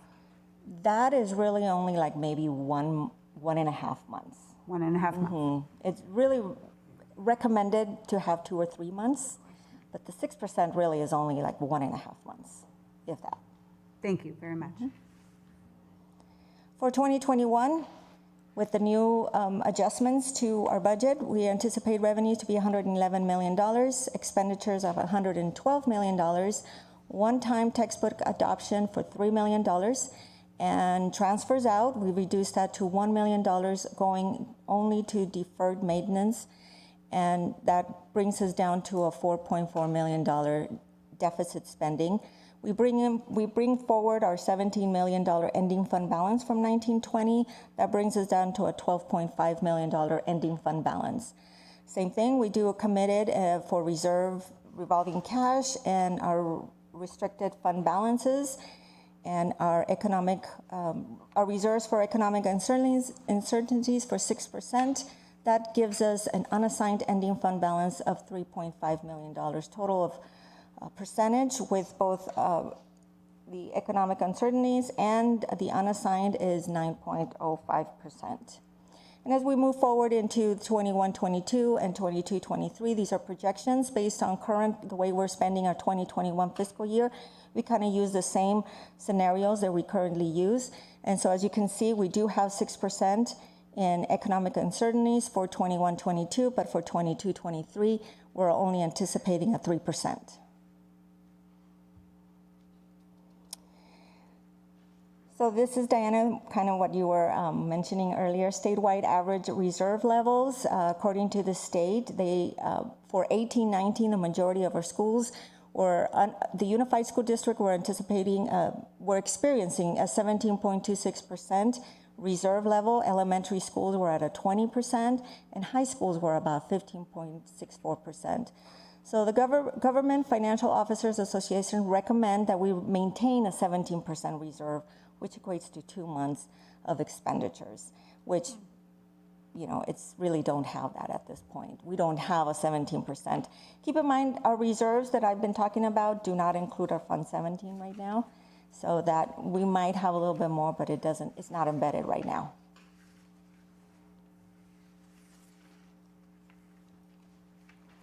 So what happens next? So we prepared our adopted budget and our revisions. Our next is to give you our unaudited actuals on September 8th. Once we finalized and closed the books, you might not see many changes, but you might see a few, as well as we might have some additional changes to our 2021 budget. And so that will be coming to you on September 8th, as well as our first interim. We will bring that on December 15th with yet more adjustments if we need to. So what would be included in some of these revisions? Any updates to our revenue projections, any updates to our cash flow projections, as well as contributions to restricted programs, and update any changes caused by other adjustments, as well as additional costs for reopening schools and other expenditures as needed. And then, of course, changes in staffing and expenditures as well will be brought forward as we bringing you the first interim and any changes on September 8th. So with that, is there any questions that I may answer? I had one more question. You have the LLMF gear, GEER, and that was $488,000. And you said that that was designated for special education during COVID, is that correct? Correct. So the gear funds, which, let me go back to. Sorry, I tried to get you there, but. No problem. So the learning loss mitigation gear funds and the Prop 98 and the CRF, all three of them are pretty much used for the exact same thing. We could use all of them for those particular reasons, which are addressing learning loss, closing learning gaps, provide additional academic support for students, health, counseling, mental health. So all three can be used for that purpose. Okay, thank you. And one of the things about these funds is the deadlines are so short. I mean, December 30th of 2020, there's going to be a supply chain issue in, oh, sorry. Can you guys hear me better? Can you hear me better now? Yep. Yeah. Okay, sorry about that. There is a supply chain issue with technology equipment, as we are hearing. And so there is a group of people in Sacramento, lobbyists, they're trying to make sure that they can somehow extend that deadline, since you have to actually receive in hand of those items by that date. So that's going to be a big problem for a lot of school districts, that we're all competing to buy the same thing right now. But these funds can't be used or shouldn't be used for people because they're short-term. They're Is that correct? one-time, so what we always try to say is they're one-time revenue, so it should be spent on one-time items. That's how we've been taught. Right. And so, I mean, there's, certain things we can look at. For example, summer school, we were able to use some of these funds. So that we're able to help offset some costs as well. So let me expand that. We don't typically use one-time funds for ongoing expenses. But one of the things that the state has acknowledged, and it is an absolute true acknowledgement, that there are gaps in student learning that have occurred since we've been closed for 5 months, that we may need to hire additional, think of even special education that we talked about on Thursday, and the impetus to be able to do all of our assessments for the students that we couldn't finish the one-on-one assessments, et cetera. If our special education staff need to be working with our students, then we may need to hire some additional psychologists on an interim basis or others to help with the assessment process, because we also don't want to take away time of doing the assessments when our staff should be working with our kids as well. So there could be different things for that. If we needed to take a look at really the social isolation and the mental health as kids have been away from school and coming back into routines and needing some more emotional, psychological support as well, there could be staffing there. If we were trying to provide another mechanism for intervention teachers or individuals to help with reading assessments, or so we could really identify what was the gaps in learning, that is where you could use it on people, because it really is, it would be one time in this window to be able to try to help intervene and provide once we just think it's best if when we can be in person, but it may have to be through a virtual format too, who knows? Thank you. Mrs. Russell? Yeah, I was looking at the recommended reserve, or the district reserves, and they were saying for unified just over 17%. And I was looking at the reserves for economic uncertainties, and it was for this 6%, and then the unassigned is 9%. So that would that be add up to 15%? Is that what that would be? No, I'm sorry, which year are you looking at? Just any of them? I'm sorry? Which year are you looking at? I'm looking at the page 9. Slide 9. Slide 9, And you look at the reserve, the reserve for economic uncertainties, and then the unassigned reserve, which would add up to 15%. Is that not the same as what they're talking about here? Oh, yeah. You see the 6 and the 12, the Yeah, 6 and the 9, the 6 and the 7, the 3 and the 3. Right. Right. So it's about 15. Yeah, if we were to combine the reserve for economic uncertainties plus the unassigned, we're right now in 1920, we're at 12.14%. I think The it's state recommends 17%. Yeah, so that's, so we, Yes. 12%. I would like to clarify, because I'm not sure I'm following. I believe what Mrs. Russell, and if not, then I want to know.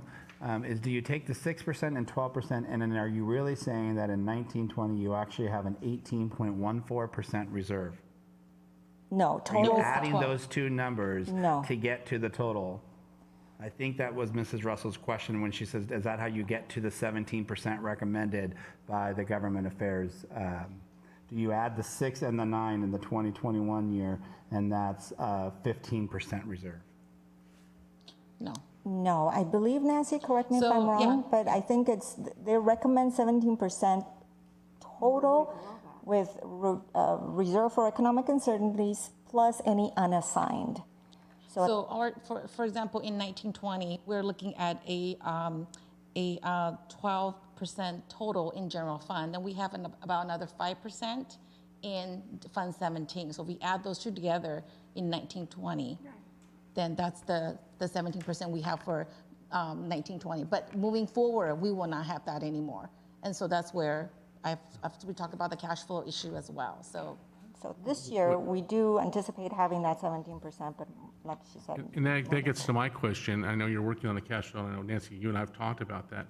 Do we need to put a line item in the budget for borrowing, the cost of borrowing the money, the $4.23 billion the governor's now not going to give us? So we're going to have to borrow money to make payroll, and there will be a cost to that.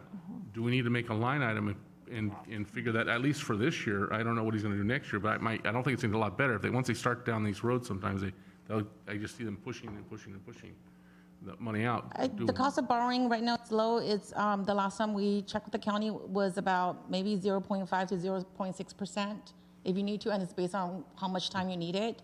But I don't know how many millions you may have to borrow if it's going to be millions of dollars, since I don't know what the time for 6 months out, you may be, I don't know, have we projected what it might cost us as a district for a year if we don't? Yeah, so if we projected that we need to borrow, yes, then we would go ahead and project how long we would need to borrow for that money. Right. There are timelines And I when realize, it's paid back. But I mean, could it be a significant amount? That's what I'm wondering.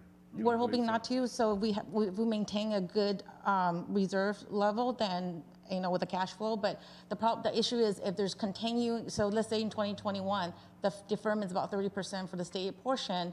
If it continues, and then if we continue to deficit spending and our fund balance gets lower, then that will be a problem. So I think it's to address two things, is the cash flow problem as well as the deficit spending problem. And it's a true cost to us, because whether we end up using our reserve funds and don't make interest on those, we're giving up that interest because we're financing the state's cash You're flow. absolutely So we're correct. losing that, whatever interest we'd make there, so we're losing it there, or else we're borrowing it and having to pay for it there. So Yeah, I'm so just, the interest rate right now, as you know, it's you're a banker, it's extremely low. And so Okay. also but that also means the cost of borrowing is also very low at the same time. And our goal is to, if we don't need to, then do not Don't do borrow. it. I think that's something that, we're very conservative. I mean, that's one of the things we've got to make sure that we have money in the bank, and that's our job. And so we will make sure that, we will that's my watch point. that all the time. But then the issue is going to be the continuing deferral if it gets even longer and longer. So right now it's at about 30%. And what if that goes even further? So that's going to be a concern. all right. Any other questions? I have a question. I have a comment. If I was a classified employee today looking at this, I would be dumbfounded. How could we be saying that our revenues, our budget has basically increased $12.4 million from the adopted budget, and how are we saying that we're going to have to lay off classified employees? And so I want to be able to articulate that a little bit. The budget that you all approved, you knew when you approved it, you were mandated to approve it. We never enacted those dire cuts. That was going to be the most severe, the most dramatic cut to education ever in the state of California. If that was a true budget, we would not have been able to afford to even wait until August to make some of these cuts. We would have been bleeding so deep and so bad. And so we knew that that was a false budget. And so that's part of the reason why I say I get frustrated with this process, is that we suddenly celebrate that we weren't devastatedly cut to 8%, and we somehow think that a 0% flat funding is not a cut to us. It still is about a 3% cut to what you expected and built your budget in January and at the second interim. And so we never instituted the cuts that would have been needed to institute a $12.5 million deficit or a further cut. And so that's why I just think it's so unfortunate about this weird time. And it looks like, oh, we have $12.5 million more than we thought. Why would we go through such action? We don't in reality. We never acted on that because we knew it wasn't a serious budget. We would have had to have made way more significant cuts. So if you're an average person like myself out there looking at this, it defies logic, and I just felt like it needed to be stated aloud. So thank you for the clarification. And Dr. Pova is correct. Back in June, when we took the budget, there were a lot of assumptions that we put line items in there that we needed to cut to balance the budget at that time. There was huge, the lines were huge, long. Also remember that the additional revenue, that's all these federal money we're getting. That's about $5 million with the federal and the state money we're getting. And every time when we bring in those revenue, expenditure has to go in. So it comes in and it goes out. There's no fund balance left in that. You have to spend your money with current laws by December 30th. So yes, Dr. Pova, you're correct. It looks like it's more, but we're only given really like 6 months to spend the money at this point. I mean, less than 6 months at this point. So it is something that it's good that we're getting the money. Unfortunately, there's just the timeline is so short, and they really want you to spend money right away. And the $12.4 million, I'm not counting the federal and the state COVID relief funds. I'm just saying the difference between our LCFF base, et cetera. Remember when we were going to be cut 8%, I just looked at the data and I just added it up as we were here, and it was 7.2, 3.8, 0.7, and 0.7. That's $12.4 plus million. That's not real new money. We never made those cuts from the June budget because all of you knew that night when we were passing it. By then, the legislature had already made their deal. They just didn't put it forward. And by law, you were forced to pass a budget before the state was. And so we knew when we passed that budget, it was fake. To the best information, I shouldn't say fake. That seems that it wasn't inaccurate. That it wasn't going to be the true where the state really landed. But we had to do it off of the May revise. So, but we never enacted the cuts that the May revise would have forced us to act on. Should that have come to a reality? And I just want to comment that when the budget is passed at the state level, they then have a huge array of what they call trailer bills, which go along with the budget. And it's actually what the information in the trailer bills is actually more pertinent to us than the big, broad budget that they pass. And it can take 2 or 3 weeks for us to get the trailer bills, and that's when a lot of the negotiation goes on. And that's when they said, instead of doing the cuts, we'll just say we're going to give you the money, and then we will sometime in the future. I have no idea who would work for something like that. We'll pay you $100,000 a year, but not for 6 months. But you still need to do the work. Maybe we'll give it to you.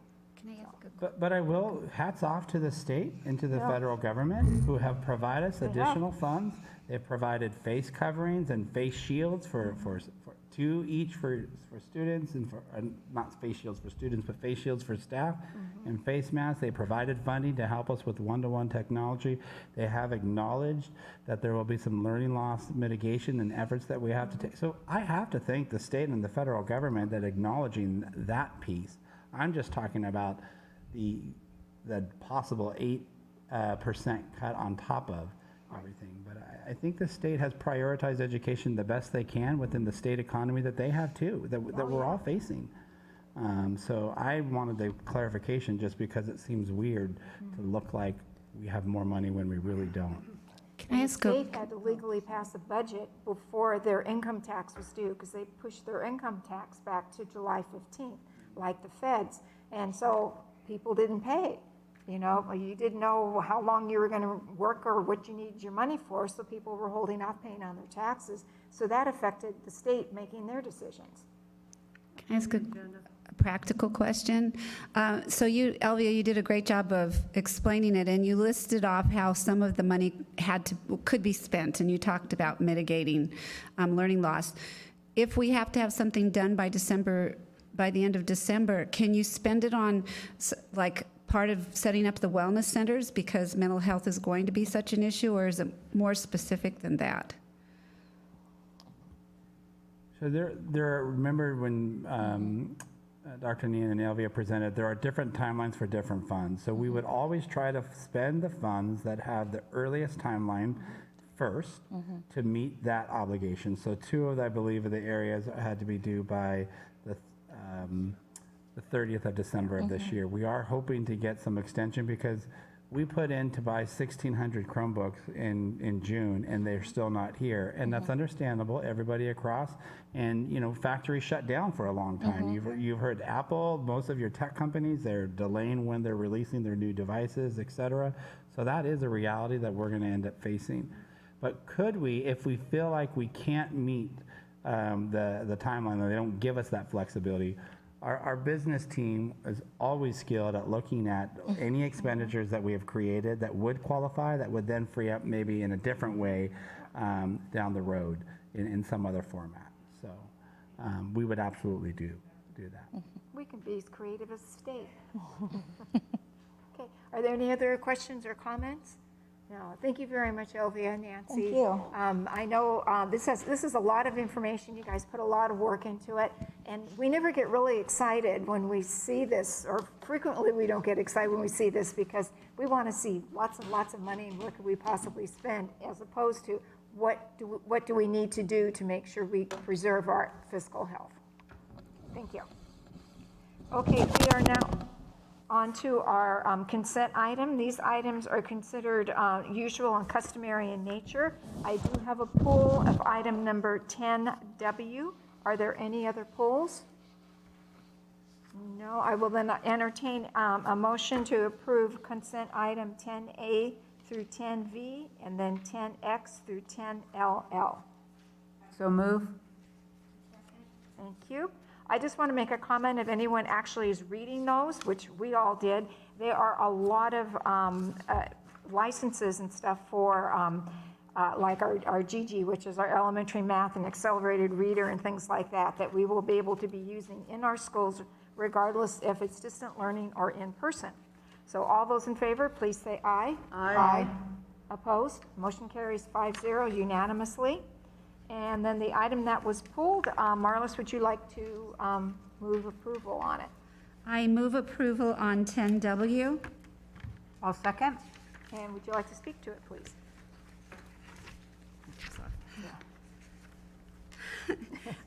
Yeah, we've talked about it, I think, the last two meetings. I just want to reiterate how excited I am that in the midst of all that's going on, you've moved ahead and have really acted on creating these wellness centers at the middle schools and hopefully eventually at the high school. They're critically important, and especially at a time when budgets are going to be slashed and cut. All across the state, and I'm sure the nation, wellness centers have been a way to reach out to kids and provide them safe havens, and it isn't always at a gigantic expense. So I'm very excited that we have this contract. I'm very excited about the partnership with Chalk. And thank you, Dr. Pulver, and everybody involved, because I really think we're going to have students coming back who are stressed. Being assimilated in the classroom is going to be difficult, and to have a little oasis somewhere, a safe haven, is a wonderful opportunity. So thank you. Okay. All those in favor, please say aye. Oh, Aye. Excuse me, just a moment, I'm sorry.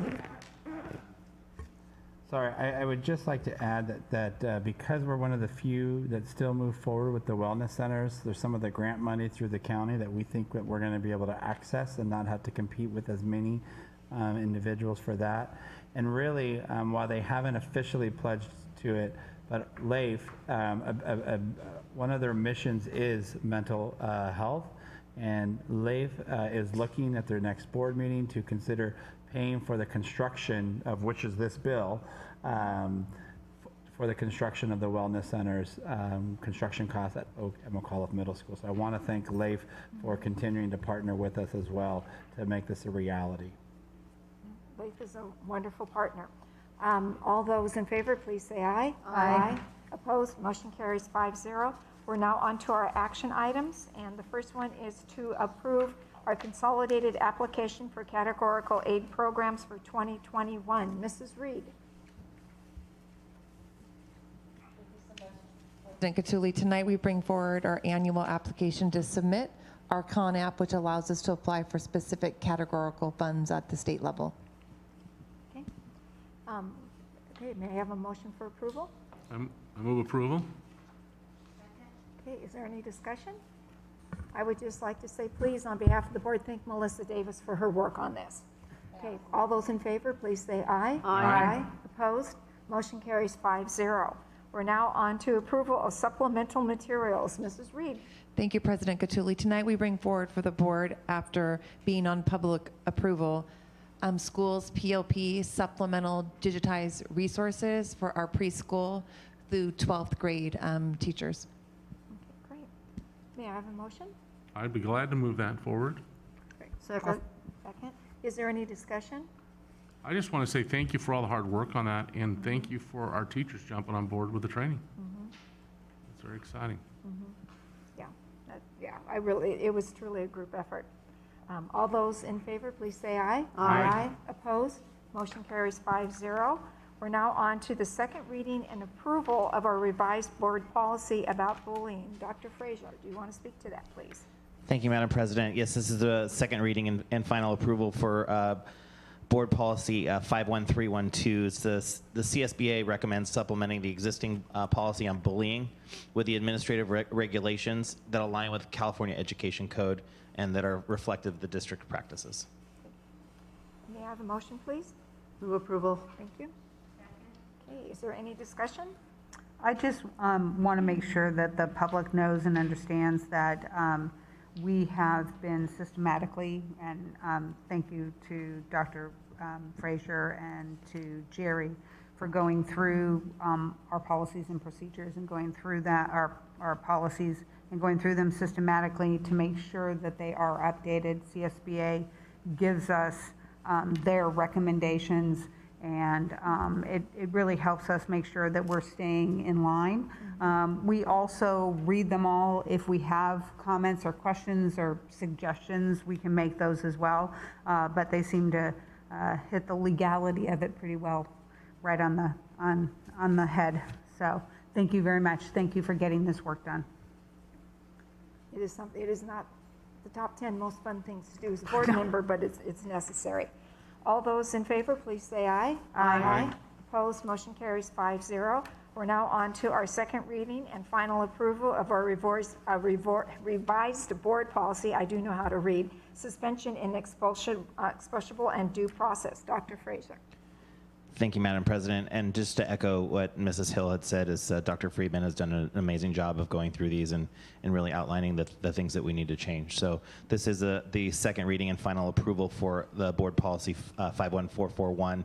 In this one, again, the most noteworthy change is that students in grade K-8 may not be suspended for disruption or willful defiance. Okay. May I have a motion? I'll second. Thank you. I just want to make a comment that we have been doing conscious discipline and restorative justice and other different types of dealing with negative behaviors on our school campuses, and our suspension and expulsion rates have really dropped a lot, and I'm really proud of that work, because if a child is not in school, they're not learning.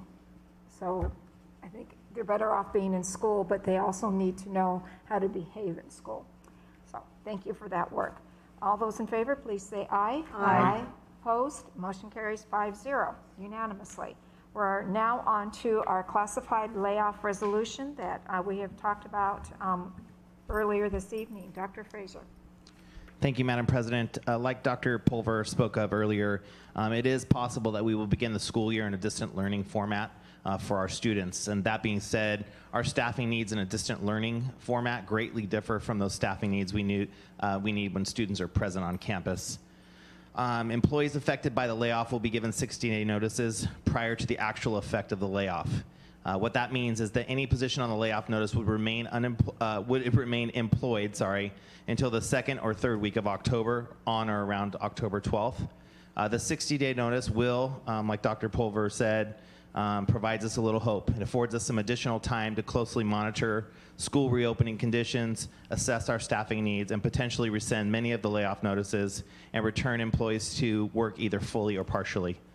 These definitely these reductions are in no way actually a reflection of our employees and performance. I think we all know how much we love and really need our classified employees.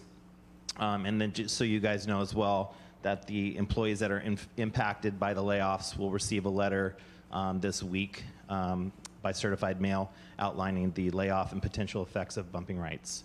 So with that said, I bring forward and present the classified layoff resolution as presented. Okay, thank you, Dr. Frazier. May I have a motion? Nobody wants to raise their hand on this one?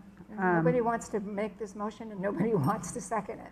I will say with a very, very heavy heart, I make this motion. I'll second that with a heavy heart as well. Okay, are there any comments that anyone would like to make? Okay, start with Diana, and we'll go on down. I just have a question. So I thought that there was a good point that was brought up. We can look at these and see that a lot of them are probably more part-time employees, but there are some full-time employees that do get benefits. What is our policy on after we've laid somebody off, in the sense of, do they get COBRA for a certain period of time? What can we do to help mitigate that? How is that mitigated? In the letter that each of the employees will receive that are on the layoff notice, it will give them information regarding the unemployment rights in addition to information regarding COBRA. And just to further, there are a lot of, it'll seem weird to say, but there are protections for employees when they're laid off. As positions reopen up, they're automatically given the position, and they have an opportunity for 3 years and 3 months, it's called 39 months, to have their position restored. If their hours are reduced, let's say in this process we take a 40-hour person and we end up able to rescind it and provide it at 25 hours. I'm making this up just for illustration purposes. They actually have an additional 2 years to eventually get restored back to their 40 hours or whatever their original position was. And so, and that'll go by seniority, and that's why seniority in class really makes a difference. And many of these employees might have seniority in 3 different classifications because they moved up from one classification to another. So. And then also we have instructional aides on here for special education. And I would imagine even if we're doing distance learning, are we going to be able to utilize them? I know that was a struggle during what did we call that one? Emergency, thank you, emergency learning. So we absolutely will need our instructional aides for special education services, but the number and the number of hours that we'll need will differ in a distance learning format. So in our school reopening plan, we have a section dedicated to talking about special education. During our board report, we had Mrs. Dell present a little bit more. We had an FAQ, a whole section about special education, and in all of those, we did say that we will need instructional aides. A lot of them are part-time, and so we have probably over 240 instructional aides, and we know we'll need close to at least 100 of them. But remember, the mandated minutes have changed too, so even in a distance learning format, the instructional day ends much sooner than it does in a full day format. So that has to be factored in. Thank you very much. Okay. Mrs. Davidson? So I just want to say, after Carrie McDade's comments about how, her commitment, the commitment of classified employees to their jobs, when you look at this list of nearly between 200 and 300 positions, that's our LaSalle family. And when we look at the positions, we see faces, and they're people that we've known for years and years who've given their hearts and their dedication. So to say that we're sorry or I'm sorry seems so weak and empty, but I just we'll do everything we can to restore those positions and ask that the community does everything they can to bring down our numbers with the masks and the social distancing and everything they can do to make our communities healthy so that we can not have another terrible impact to this virus, people losing their jobs. And we love you, we're sorry, and believe me, your faces are in our minds and hearts. More unintended consequences. Mr. Boyer, do you want to say anything? No, I guess just that, we'll see where we are on the 17th of this month with the beginning of the school year. And this is one of the reasons I've suggested we move forward with a waiver, because it puts people back to work and gets those kids in school as long as it's safe. And as you've said eloquently, Dr. Pulver, you went through actually we have to go through more due diligence and meet all of those health requirements and of local as well as state requirements, even more so with a really bird's eye view of our plan, which makes sense to me that we should at least see if that is an option and we can do it safe. I want all kids safe and our staff safe when we do go back to school, but it would keep our employees employed. And Mrs. Russell? Well, seeing goes, we live in interesting times. It seems like every time there is some kind of a catastrophe in society, schools seem to be affected the most. And it's just so sad. I can remember back, was it 2008, when we were talking about all the layoffs and the program cuts and all of that. And it's not a very nice time to be a board member. And I just absolutely detest the fact that we have to do this. But we have to also protect our funds and because if we don't have the funds, we can't run a school district at all. And hopefully everything will turn back to normal and we can bring everybody back into the full of our family. I just terrible. I hate this. I just want to echo what my fellow board member said. We do value classified employees. We could not run our schools without them. And it's the two worst things that you do as a board member, in my opinion, are have to have layoff notices and when you do an expulsion on a child. Because those two instances to me, at least very much to me, means that we have failed. Somehow we have not been able to keep our people going, and what have we done wrong? And we have not helped that child enough. What have we done wrong? What have we not done? I am so tired of the phrase unprecedented times. I just want to go back to precedented times. I want to go back to like what it was before. I want our whole society to be back I liked it before. I want us to be able to go outside. I want us to be able to interact. I want our stores open. I want our schools open. But unfortunately, just wanting something does not happen.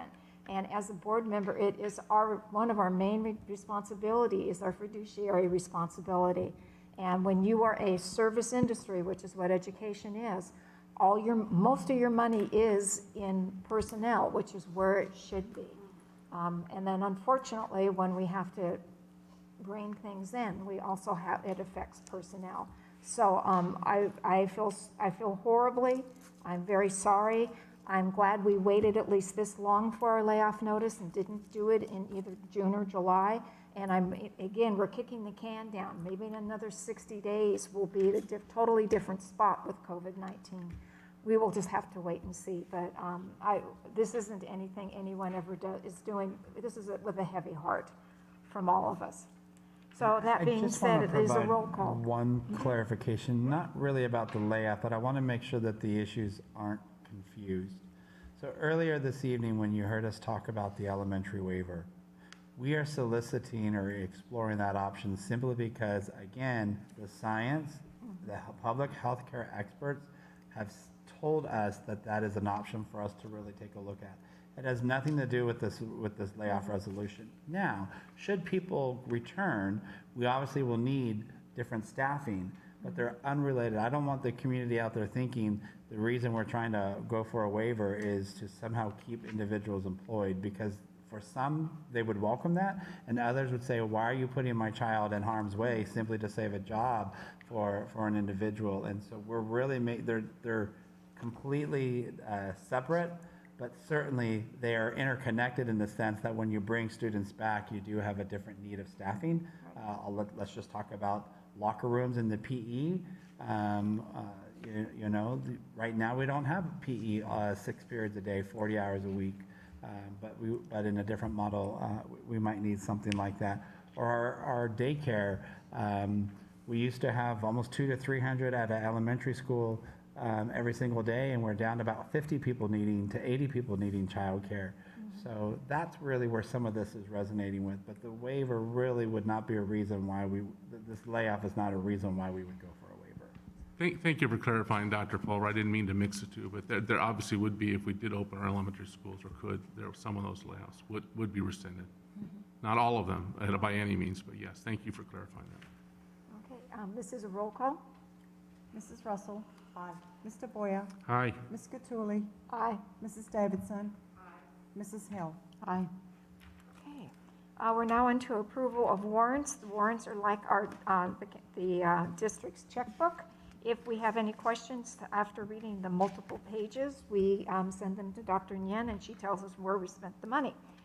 So all those, I need a motion, please, for the approval of the warrants. Second. Okay, any discussion? All those in favor, please say aye. Aye. Opposed, motion carries 5-0 unanimously. We now have our classified personnel report and certificated personnel report. Dr. Fraser? Thank you, Madam President. I'm just bringing forward the classified and certificated personnel reports as presented. Okay. May I have a motion? I'll make a motion that we approve them as presented. Thank you. Is there any discussion or questions? All those in favor, please say aye. Aye. Opposed, motion carries 5-0. I did that so quickly, no one could have opposed that. Sorry. Okay, this is where I get to hand it off to my vice president, who has the worst, this is the worst job. I'm sorry, go ahead. So I read the motion. Yes, you read the motion now. It is moved that the agreement and stipulation to a suspended student expulsion waiver of hearing and appeal rights be approved for violation of the following education codes, 48900A and 48900A2. Students shall be on a suspended expulsion for the period of 1 semester from August 31st, 2020 through August 28th, 2021. Okay, may I have a second? Second. Okay. Any discussion? All those in favor, please say aye. Aye. Opposed? Motion carries 5-0. So, let's see, we had a budget report that said we had no money, and we had to do a layoff, and then we just had a stipulated agreement. Okay, well, actually, we are on to our communication, so let's have something upbeat. Mrs. Russell, would you like to start? Not really, no. Come on. Well, I am just certainly pleased to see Dr. Gates coming on board as our new principal at McGaw. And I told him I'd be driving by the school all the time and checking on things to make sure. Right. No, you do see things when you live in the neighborhood. I know Mr. Boyer does. He still drives around the schools and finds things that are going on. Also, there, community activities, it just seems like everything's getting canceled. Like the Lions Christmas Parade, they're canceling that this year. Oh. And our Arts and Crafts Fair is canceled. They're going to have a drive-through fish fry. So if any of you are interested in getting your fish, you can go on the 29th, okay, it's a Saturday, and drive down by the pier there and go get your fish and still support all the things that they do. And they do help out our schools and everything, so it's great. And but nonetheless, it's like all these, we need to still support all of our merchants and people that are struggling, and just like everything else and with this whole pandemic that's going on, because we're dependent upon a lot of things in this community. Many of our merchants and things help us with our school fundraisers and all those kinds of things, and if we can't keep them going and alive, we're not going to have anyone to rely on for a lot of those activities and funds that this community so generously gives to us. So especially the ones we know of in the past have supported us, need to be supported in any way we can see fit supporting. So I urge everyone, not just our board, but the whole community, everybody who's listening, to do that. And many of you know, because you're parents and you work in the PTA and various organizations that are asking for support from businesses and organizations. So I just wanted to push for that. That's a good thing to push for. Mr. Boyer. No, I just want to thank Nancy as well as Elvia for your presentation of the numbers. I'm always a numbers guy, and it's been really crazy because we had a kind of a crazy budget from the governor that we knew wasn't really a budget till we got a budget, and the trailer bills, and just seems like we're always having to kind of juggle everything. And so thank you for giving us accurate numbers. And thank you to Andrea and Joe and the rest of the staff for dealing with all the things we're dealing with. Dr. Pulver, I can't tell you how proud I am that you are our superintendent for your first year of what you've had to go through, trying to juggle all these issues. You know, I always say the best thing about our school district is we have really passionate parents and students and people, and the worst thing about it is our passionate parents and stuff. These are tough times. We want what's best. Everybody on this board I know wants what's best for children, and we want our children to be safe, and we want to do what's right for families. And we get a barrage of emails, and I would rather get the barrage of emails and then not get anything at all. And so I've read lots of reports, read lots of things, and I do appreciate them. Not all of them are flattering, but some are, and I take those and I really look at those hard to see what way we should go. So I trust the science, we'll trust the process, we'll see where we go, and we hope to, after I've been reading up on the pandemic in 1918, because I'm a historian, and going back to how history repeats itself, how school districts that did do a good job were able to line up with the county health officials and with the school districts, and were able to do things with their community. So, as Marla said earlier, put your masks on, socially distance, do the things you can to help us be smart and be wise to get it so we can have the option if the health agencies do, through science, say it's safe to put kids back in school, because I don't want anything bad to happen to a child or a parent or a teacher. So. Okay, thank you. And Mrs. Davison. I only just real quickly want to say thank you again for the incredible plans that have been put together. Mrs. Reed, all of the people who have supported you on that, the teachers and administrators across our district, and the ongoing work with the union. Thank you, Mr. Frazier and Dr. Nien. But balancing this budget, looking at this budget is overwhelming. So it's just been such, as a new board member, the sense of collaboration and the intense commitment of every single person is absolutely astounding to me. And so when I read the emails from parents, I wish I could see their faces and just say to them that you are in the best place you could be, because everything that's done here is done meticulously. And as Dr. Pulver keeps saying, we're relying on science. There are no absolutes. We'll do the best we can. And please continue to ask the questions and send the research to us and propose questions, because I've gotten questions that have made me think about a whole different issue that I hadn't contemplated before. And what I will say is every question I have asked of the district, if they didn't have an answer right then, they got back to me. So I really want to say that you're in great hands. You're in great hands, and I'm really honored to be part of it. I'm not having 1 ounce of fun, but I am honored to be part of it. So thank you. Okay, Mrs. Hill, are you having any fun? You know, I just wanted to say we got a lot of different emails, and you read through them. I read through them, and I can read. Some are templated, but some aren't. And you can see the frustration and the struggles that parents are having. And that's one thing that I want to say is that we want to give our parents choice, not just because we believe that they should have a choice in how they educate their children, but they've asked us for that choice. And so we're going to have an extraordinary LaSalle at home option. And I know that Mrs. Reed and Dr. Lepore now, right? Yes. Dr. Lepore are doing amazing jobs to figure out how to connect children, how to connect them to each other, to the school district as a whole. That is going to be a full program. But there are a lot of parents in this district that also, as soon as their children can get back into school under safe conditions, they want that.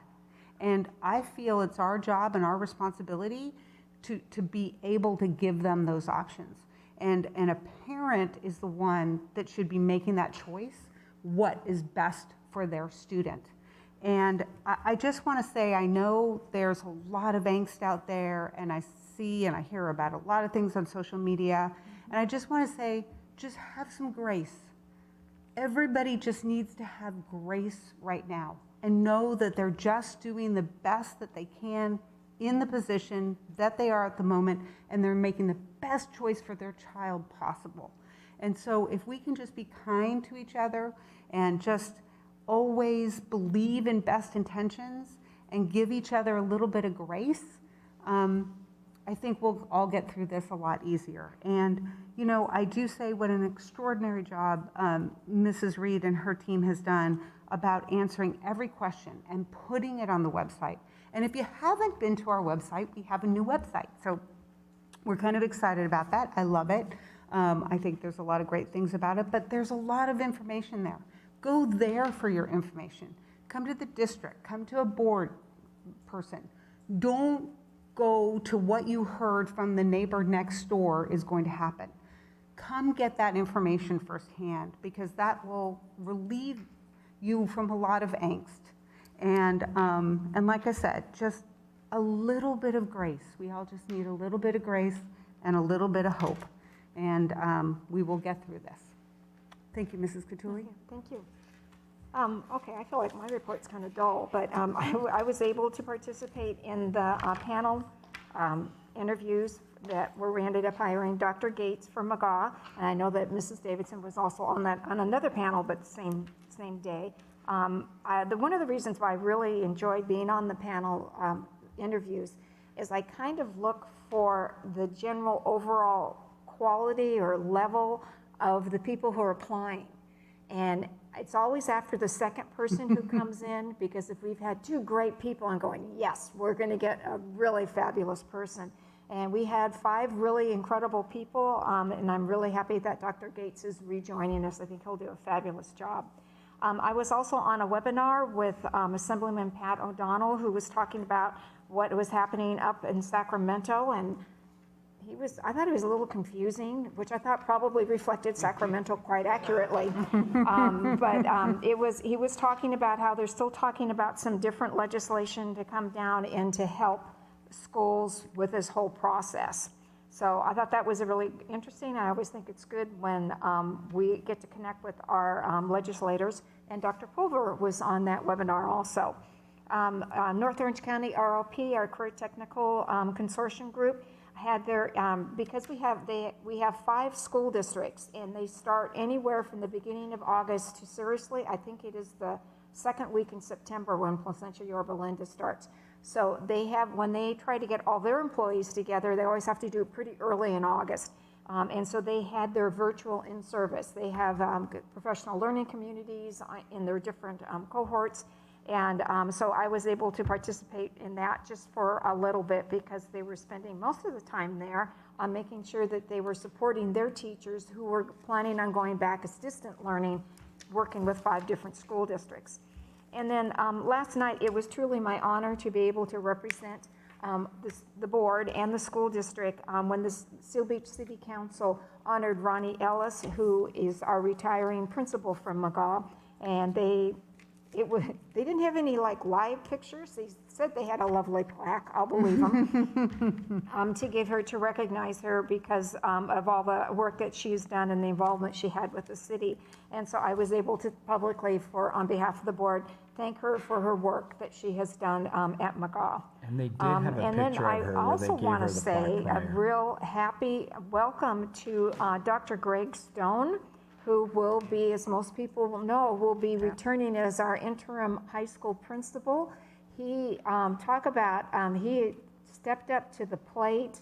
He is the person we need now. And when I heard he agreed to do this, it was I felt like a ton of stress just left my body, and I wasn't the one who was looking for a high school principal. I was just like, somebody's got to find one, go do it. And because that's a very, very, very difficult position to fill. You get the right fit and the right strengths and things like that. So Dr. Stone, thank you, thank you, thank you. You'll pick up beautifully. You'll deal with everything, and I cannot help but think how happy the high school staff must be at this turn of events. So thank you for that. And I just want to add a little something to what Mrs. Hill said, is that we are all under a lot of stress, kind of regardless of what is happening in our life, because so much of what we would consider normal is not happening. And the parents who are so concerned about their kids, that is your job. You should be concerned about your kids. I have always been a strong supporter of parental choice. You know your child better than we know them, and you need to make the best decisions you can with the information you have at the time for what is happening. So try and get the science. Go to the website. Find out what we're talking about. Are there perfect answers? No, we're not. We're in a very imperfect situation. We're trying to be something for everyone, and it's not going to be perfect, but it's going to be really good. And just, give us the time to do it and make the best decision for your child. And like I said, there's no perfect answers. We wish they were, but everyone is doing their best with all the minutia that goes along with any of these plans that we have, whether it's distance, hybrid, or traditional. Because of COVID, there's so many other things going on at the same time. But by the same token, anytime anybody ever wants to contact us, we're more than happy to hear from you. Yep. So with that, I have one more service. Go ahead. Mrs. Russell was saying how there aren't a lot of events happen. And I do want to say that the city of Los Alamitos is doing a great thing. They're doing drive-in concerts and movies. And so my husband has sponsored a couple of them. So I got to see Frozen 2 last Saturday night. I was so excited. So you have to make a reservation, but it's on Little Cottonwood, but you drive your car in and you get to watch either a movie or hear a concert, but stay in your vehicle. Mm-hmm. And so it's very safe, but it's just a little bit of normalcy and a little bit of something to do if you're looking for something to do. So there's there's a concert Saturday, and then there's a movie the following Saturday. Yeah, it's like a throwback to the 50s. Yes. You have to wear poodle skirts. Yeah. That's okay. Yeah. Okay, we do have to go into closed session again, because we love closed session. And so I will be adjourning our meeting right now, and I thank everyone for watching and participating.